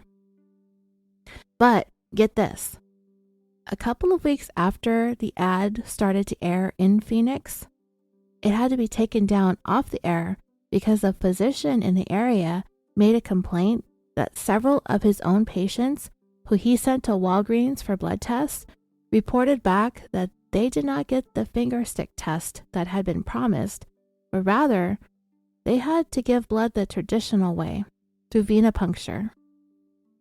It was a huge letdown for Patrick because, you work on these concepts and you bring them to life. You put everything into your work only to be forced to take it down. But he was very well aware that this was a delicate topic to talk to Elizabeth about, so he didn't make a big stink over it. But, Patrick tried doing his due diligence by checking in with Sonny and asking him about the number of blood tests that were finger stick versus the tests that were venous draws. Sonny just sort of hemmed and hawed around it, did a little song and dance, and then he just sort of flounced away from the subject altogether. So in late October of 2014, Elizabeth was doing her second favorite thing in the whole wide world after telling sweet little but not really sweet and not really little lies. Oh no, she can't disguise. Until she can, at her annual Halloween party, that is, which she held outdoors on some basketball courts adjacent to the Theranos headquarters. By the way, the wind is blowing right now at about 40 or 50 miles an hour, so if you hear any background noise, I'm sorry, I can't help it. There is a big tree outside my window.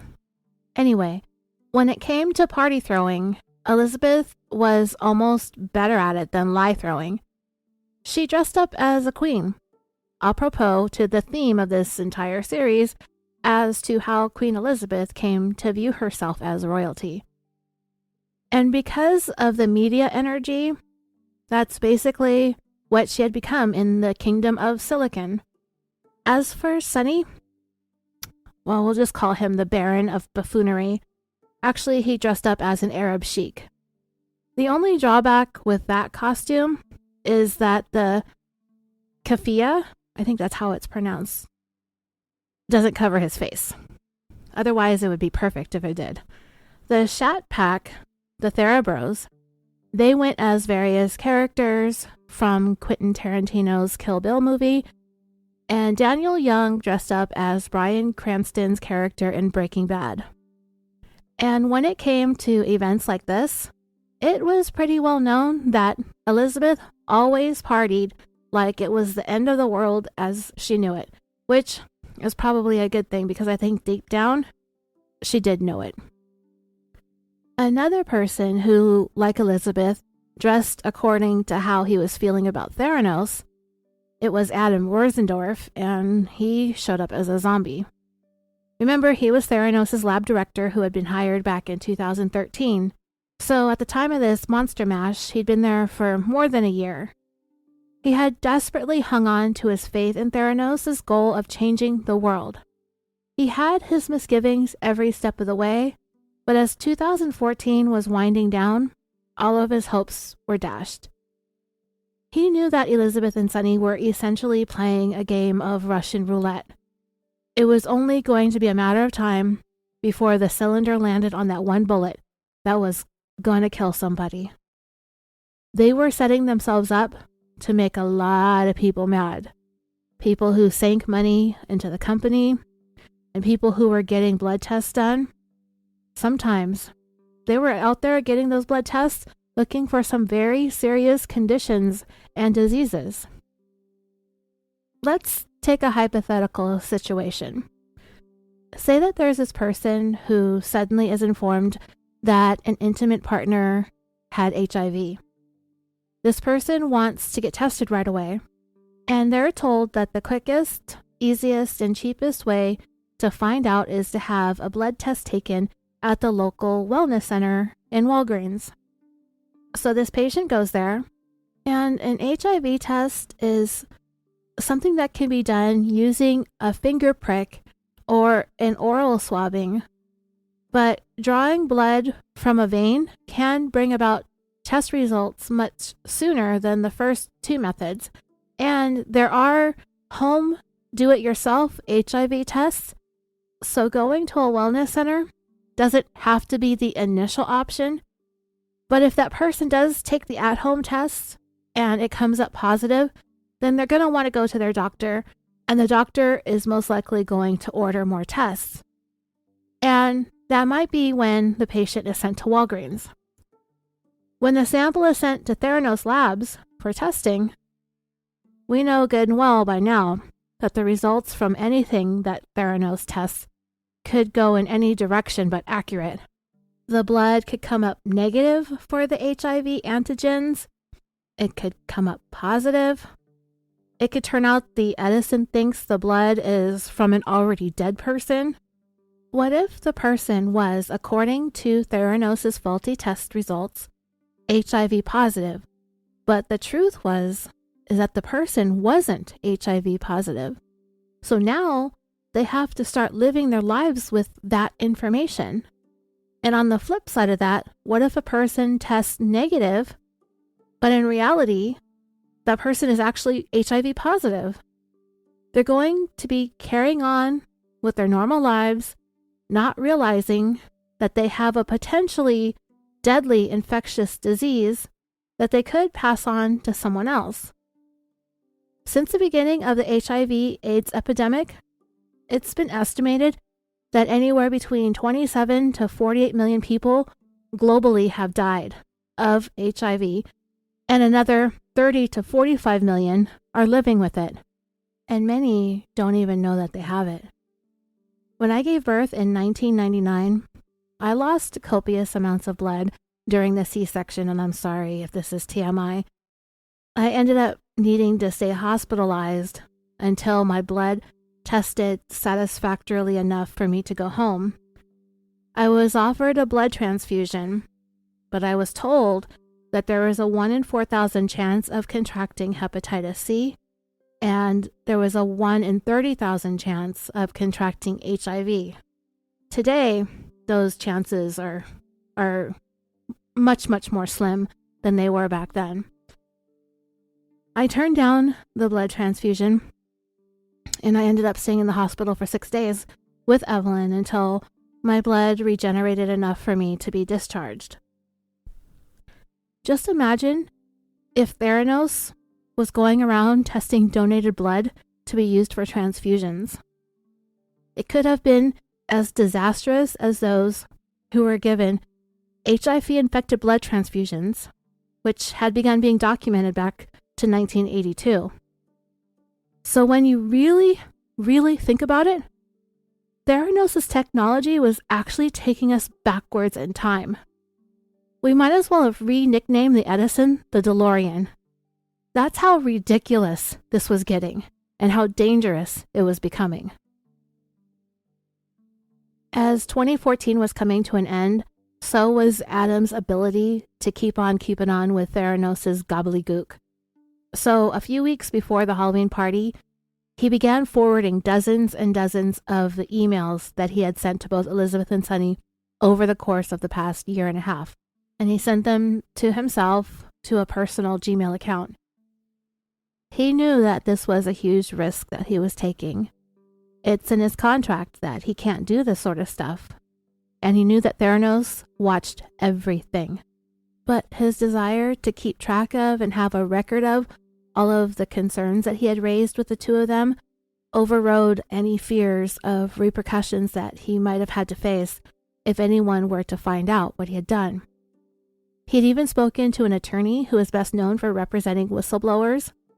He did forward one of the emails to this attorney that he was consulting, but it really wasn't that easy to convey how much of a dumpster fire Theranos Labs had become. If there was little to no context around it, and if the attorney didn't have a grasp on how labs are supposed to be operating. In addition to that, it was really going to be hard to prove anything because of the way Theranos had been siloing all of their departments. Back to the party, the Halloween party. Daniel Young, he got pretty intoxicated. And when he does that, his usual reclusive and introverted self turns into like the life of the party. But even though he was being pretty friendly and chatty, Adam knew that he really couldn't talk to him because, in essence, Daniel Young was Eagle 3. So they pretty much just small talked about anything other than Theranos' corruptiness. The party began to thin out, so a handful of the hanger-ons decided to migrate over to a local bar to continue the festivities, and Adam and Daniel went along too. At the bar, Adam noticed one of the guys who worked over in the research and development department. His name was Curtis Schneider. He was a brilliant scientist with a PhD in organic chemistry, and he had a passion for fly fishing of all things. And for those of us who are dummies when it comes to chemistry, the difference between organic and inorganic chemistry is that organic compounds always contain carbon, while most inorganic compounds do not contain carbon. And that is as far as that I am willing to look into that right now. Y'all are on your own if you must know more, because if I talk about this, I'm going to bore all of us to death. According to Bad Blood, the conversation eventually turned towards work. Curtis told Adam about a conference call earlier in the day with officials from the FDA. Theranos was trying to get the agency to approve some of its proprietary blood tests. During the call, one of the agency's reviewers voiced a dissenting view about Theranos' submission, but he was silenced by his colleagues. Curtis found it odd. There might be nothing to it, Adam thought, but the story added to his mounting unease. He told Curtis about the lab's quality control data and how it was being kept from him, and he confided something else. The company was cheating on proficiency tests. In case Curtis hadn't registered the implication of what he had just said, he spelled it out. Theranos was breaking the law. When he looked up, Adam saw that Daniel Young was staring at them from across the bar, and his face was as white as a ghost's.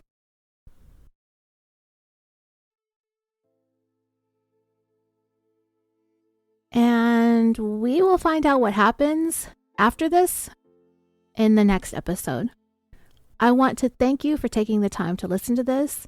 And if you do want to stick around a little bit longer after this outro, I'm going to tell you about a couple of the other shady tricksters and fraudsters, along with Elizabeth, on that most disappointing leaders in the world from back in 2016. Don't forget to like Killafornia Dreaming on Facebook and join the discussion group. Follow the show on Twitter and on Instagram. And if you need more to listen to while you wait for the next episode, you can join Patreon starting at just $1 a month, and that will unlock most of the content on there for you. Thank you all again. Don't forget to stay tuned if you want to hear the disappointment list. We will be back shortly with the next installment of the series. I'm your host, Roseanne, and until next time, sweet dreams.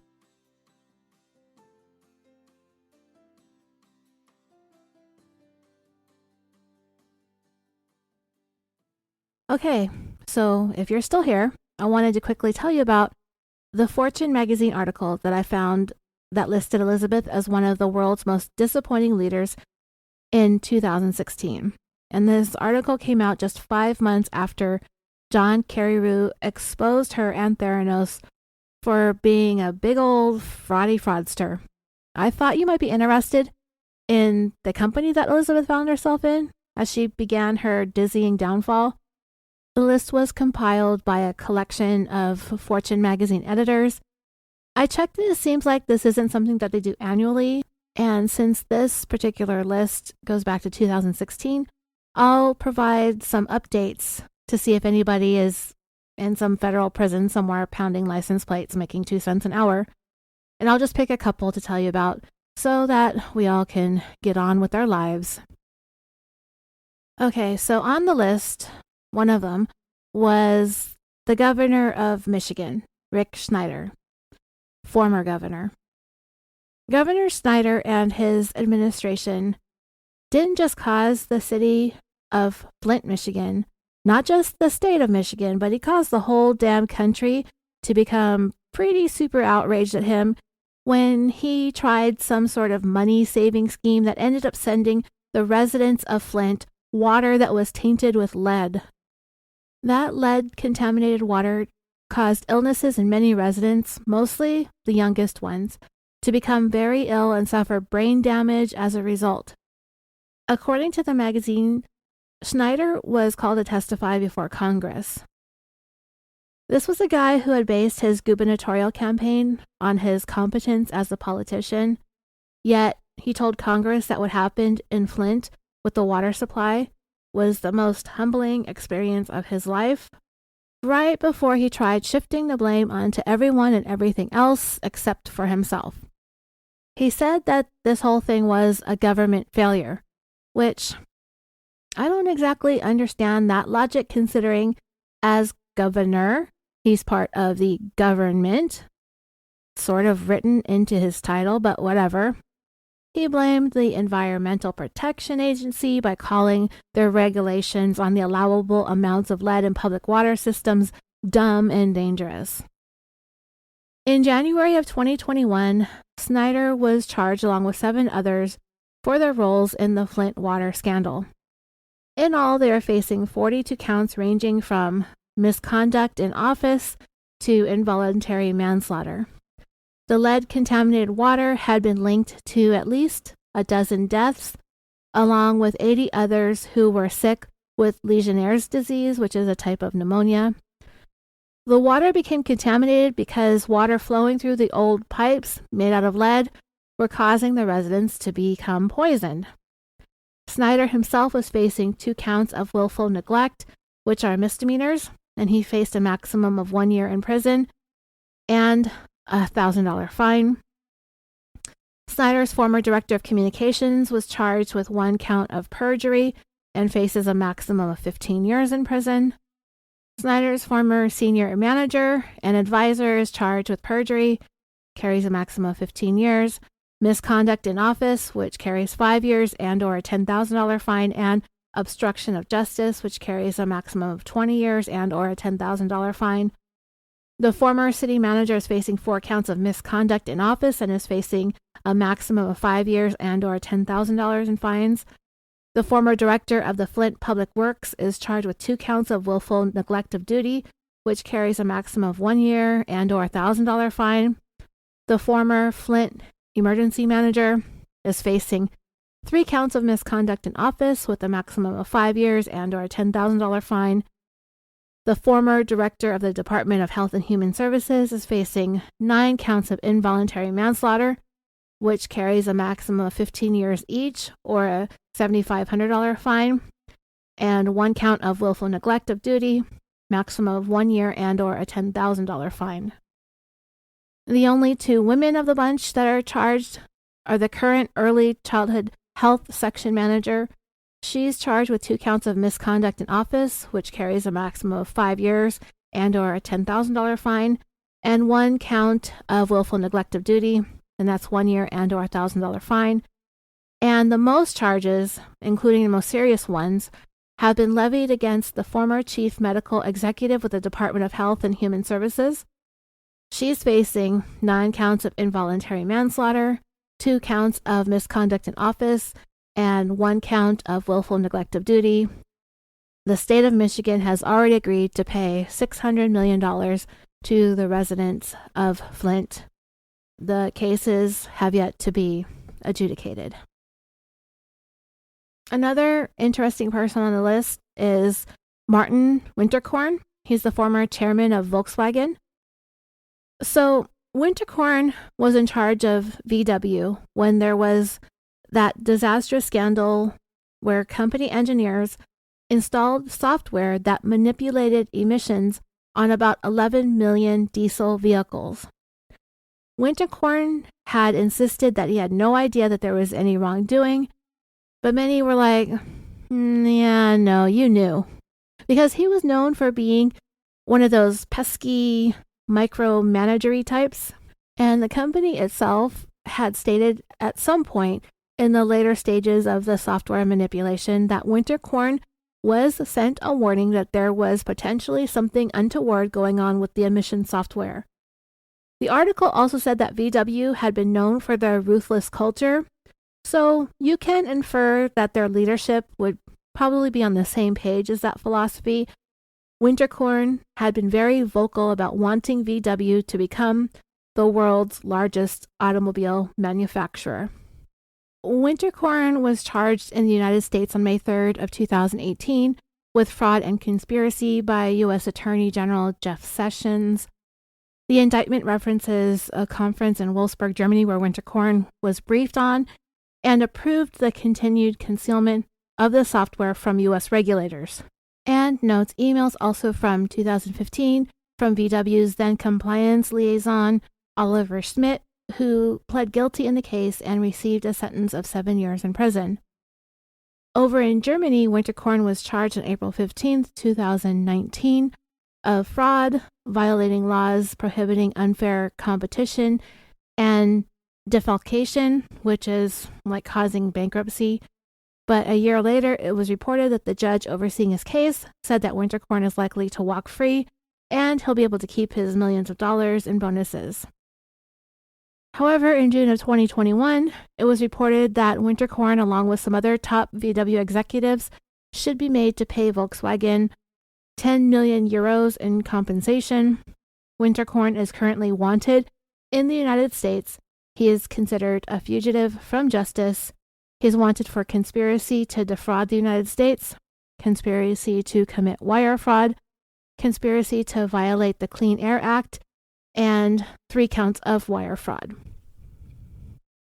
Now, this next guy is a pretty big dirtbag. His name is Martin Shkreli.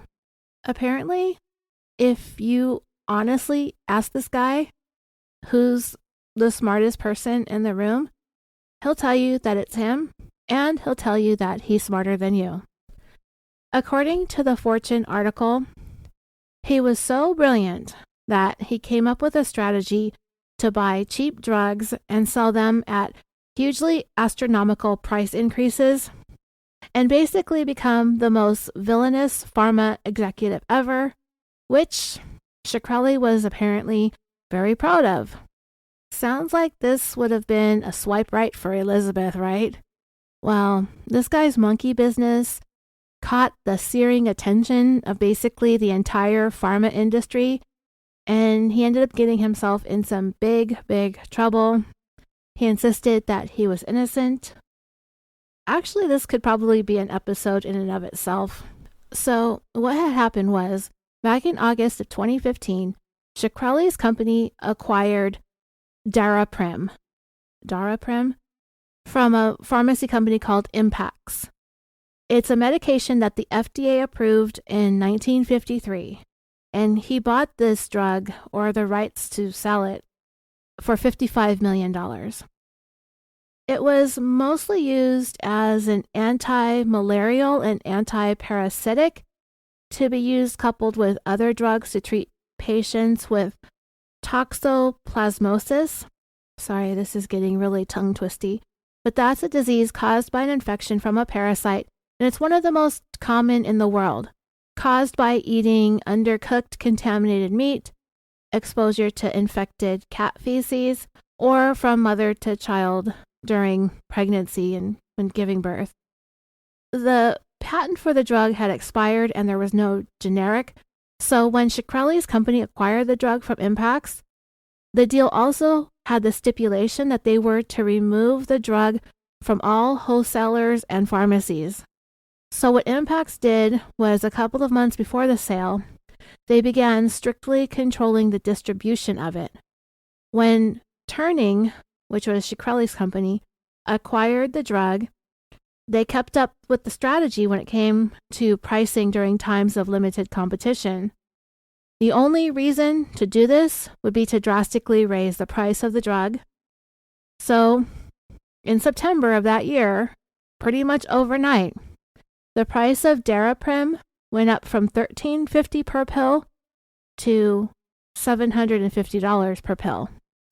According to my go-to math guy, Tony S. on Facebook, that's a 5,456% increase. That had actually turned into a little bit of a discussion, but there were a couple of mathers in the group, math people, math teachers, who concurred that Tony's calculation was correct. So I want to say thank you to everyone who hashed that out for me so I didn't have to do it.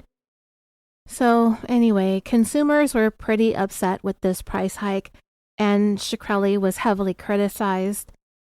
He tried to justify the price, saying that patient copays would actually be lower, that most of them would get the drug at no cost, that his pharmaceutical company was expanding its free drug program, and that they were selling half of their drugs for $1.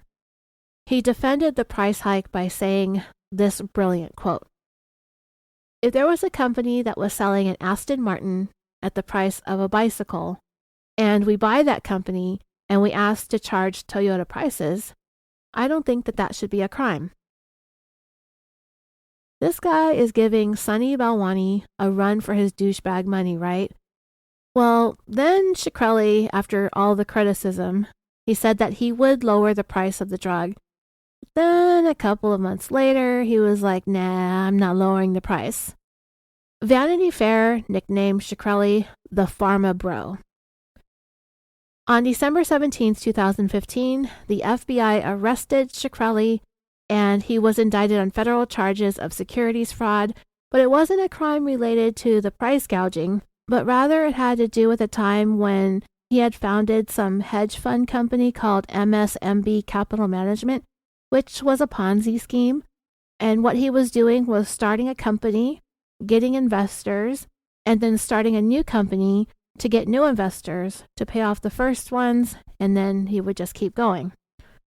A federal prosecutor stated that Shkreli engaged in multiple schemes to ensnare investors through a web of lies and deceit. But Shkreli was interviewed by a reporter with the Wall Street Journal, where he said that the only reason that he was being targeted by the feds is because of the drug price hikes and his flamboyant personality. Interestingly enough, the toughest part of prosecuting Shkreli was the fact that they actually had a really hard time finding an unbiased jury because this guy was such a scumbag. He was pretty much universally detested. Potential jurors were saying things like, yeah, I know who this guy is and I hate him. And another one said, well, he kind of looks like a dick. And one jury even said, he disrespected the Wu-Tang Clan. Okay, so what the heck is that all about? Well, this is what it said of that comment in Vanity Fair in January of 2020 in an article that they published. Shkreli's current stint in prison is for other offenses that predate his time as the showboating pharma bro who was eventually booted off of Twitter after harassing female journalists. Jury selection in his trial was complicated by his public demeanor. An individual only known as juror number 59 was dismissed by the court after letting it be known that he could not be unbiased towards Shkreli because he disrespected the Wu-Tang Clan. You see, Shkreli won Once Upon a Time in Shaolin, Wu-Tang's one-of-a-kind album recorded in secret at an auction in 2015. The group, looking to resurrect a quote-unquote patronage concept, stipulated that the new owner could not exploit the work for personal gain, but could share it at listening parties. When Shkreli was still on social media, he regularly bragged about owning it. He would say things like, "I'll probably never hear it. I just thought it would be funny to keep it from people." Shkreli was forced to turn the album over to the U.S. government after his conviction.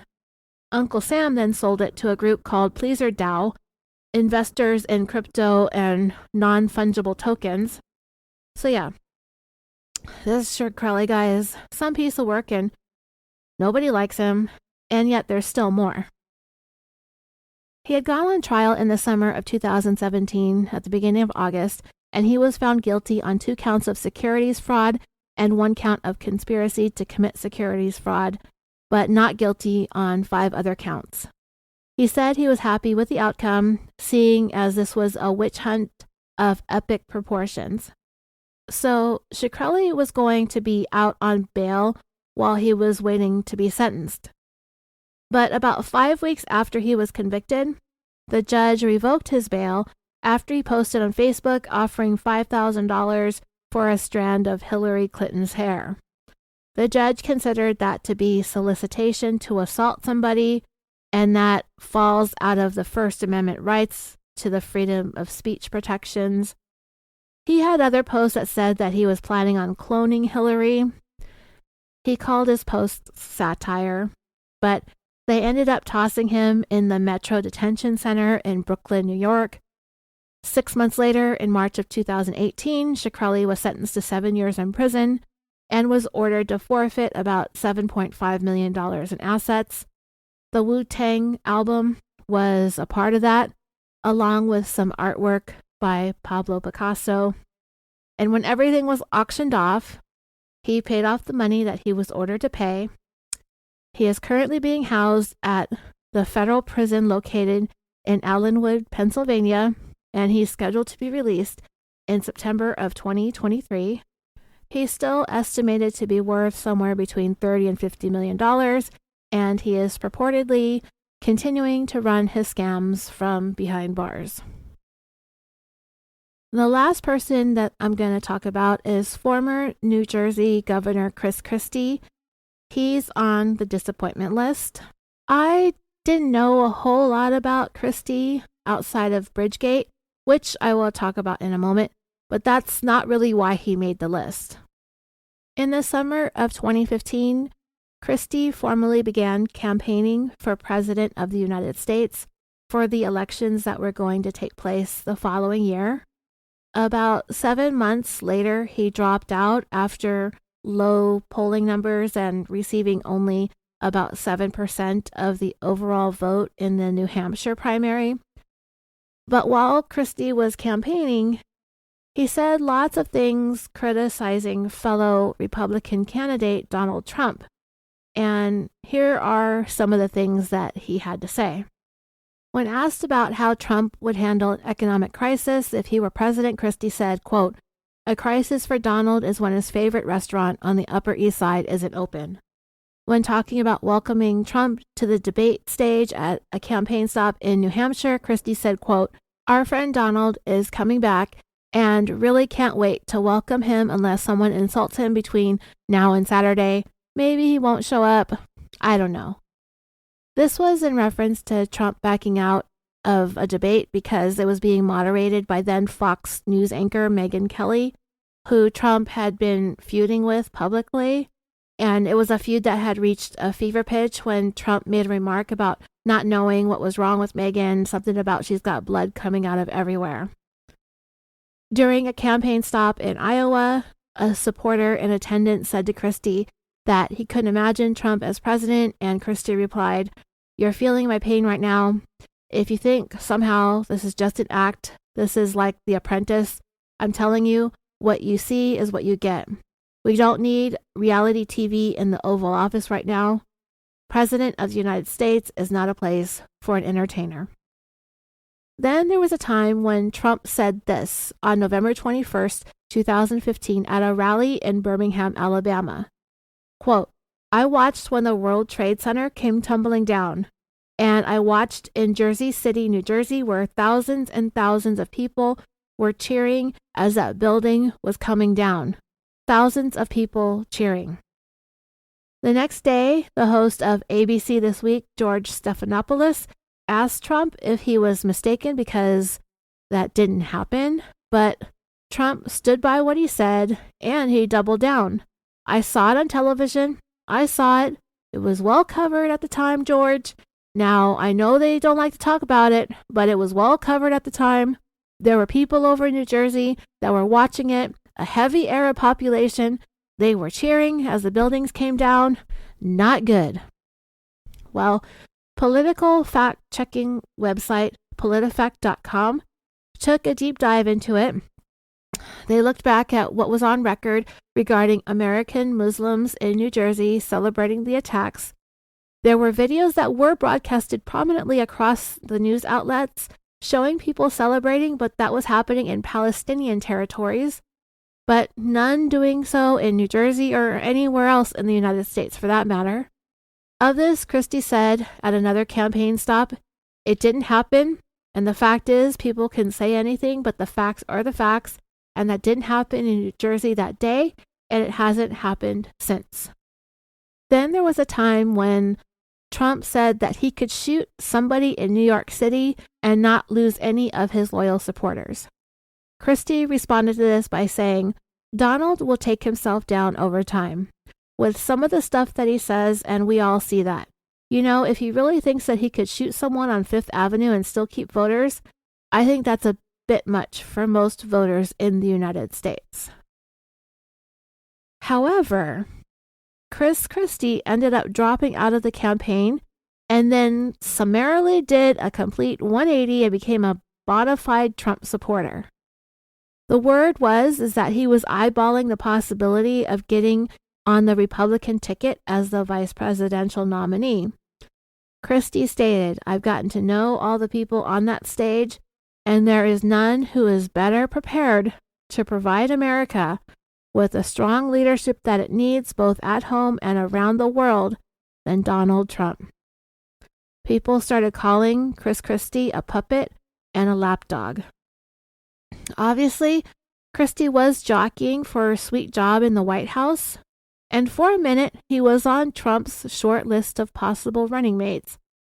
But Christie's fantasies of becoming the vice pres came to a screeching halt when somebody advised Trump that it was probably not going to be a good idea because of the event that has been referred to as Bridgegate. Christie was passed up, and of course we know Mike Pence was eventually named Trump's running mate. A couple of months before the election, Christie did acknowledge that the Bridgegate scandal was the reason why he wasn't chosen as Trump's running mate. So, Bridgegate, I think a lot of you remember when this happened, especially those of you who are from like maybe the tri-state area. But Bridgegate is officially called the Fort Lee lane closure scandal. According to a 2015 New York Times article, workers at the New York and New Jersey Port Authority shut down 2 out of the 3 access lanes from Fort Lee, New Jersey, to the toll plaza of the George Washington Bridge for a number of days, beginning on September 9th, 2013. They were ordered to do so from several high-ranking officials on the New Jersey side of the Port Authority, which is operated cooperatively with officials from both states. So this bottleneck caused the vehicles to obstruct traffic so much that the streets of the city of Fort Lee were essentially at a standstill. This caused school buses, commuters, and all emergency vehicles to become caught up in this traffic nightmare. Now, the lower level officials at the Port Authority tried telling the higher ups that this was going to end very badly. However, they were ordered to not tell the Fort Lee police or any of their city officials. They called the closure a traffic study, but it didn't really make much sense because normally they give notice when things like that are going to be closed down. My fellow Southern Californians might remember Carmageddon 405, when some 10 miles of the 405 freeway was shut down for about 53 hours. And I think it might have happened twice over some different parts of the 405. It was all over the news, since the 405 freeway is the busiest one in the United States. We were all warned to stay away, and it all went pretty smoothly because people knew. We were aware to stay off and stay away, with the exception of a handful of rogue cyclists and joggers and drunk drivers. We avoided the 405 like the plague. But over there in New Jersey, nobody was given a heads up. This was all done in secret by the Jersey side of the Port Authority, and it happened on a weekend when nobody should have been messing with traffic. The days that the bridge was closed down to one lane included the first day of school, Yom Kippur, and the 9/11 anniversary. So when Fort Lee was completely tangled up with this nightmarish traffic because of the lane closures, the mayor of Fort Lee called, texted, and emailed the Port Authority, and then he did the same to Governor Christie, telling them that this was a public safety hazard and he felt like he was being punished. But all of his communications were ignored. It eventually became clear that the lane closures were politically motivated. 30-minute commutes turned into 4-hour commutes, and the people of Fort Lee were angry. A report later estimated that for each of the 4 days that the lanes were closed, there were 2,800 vehicle hours of delays, a total of 11,200 wasted hours. The executive director of the Port Authority on the New York side of things was contacted by a traffic columnist in New Jersey, and that director ordered those lanes to be reopened immediately. Come to find out, those New Jersey guys were going to keep those lanes closed for a month. It was eventually discovered through some leaked emails that the closure was ordered by David Wildstein, a former political blogger and a high school friend of Christie's. It was his job at the Port Authority to firmly protect New Jersey's interests.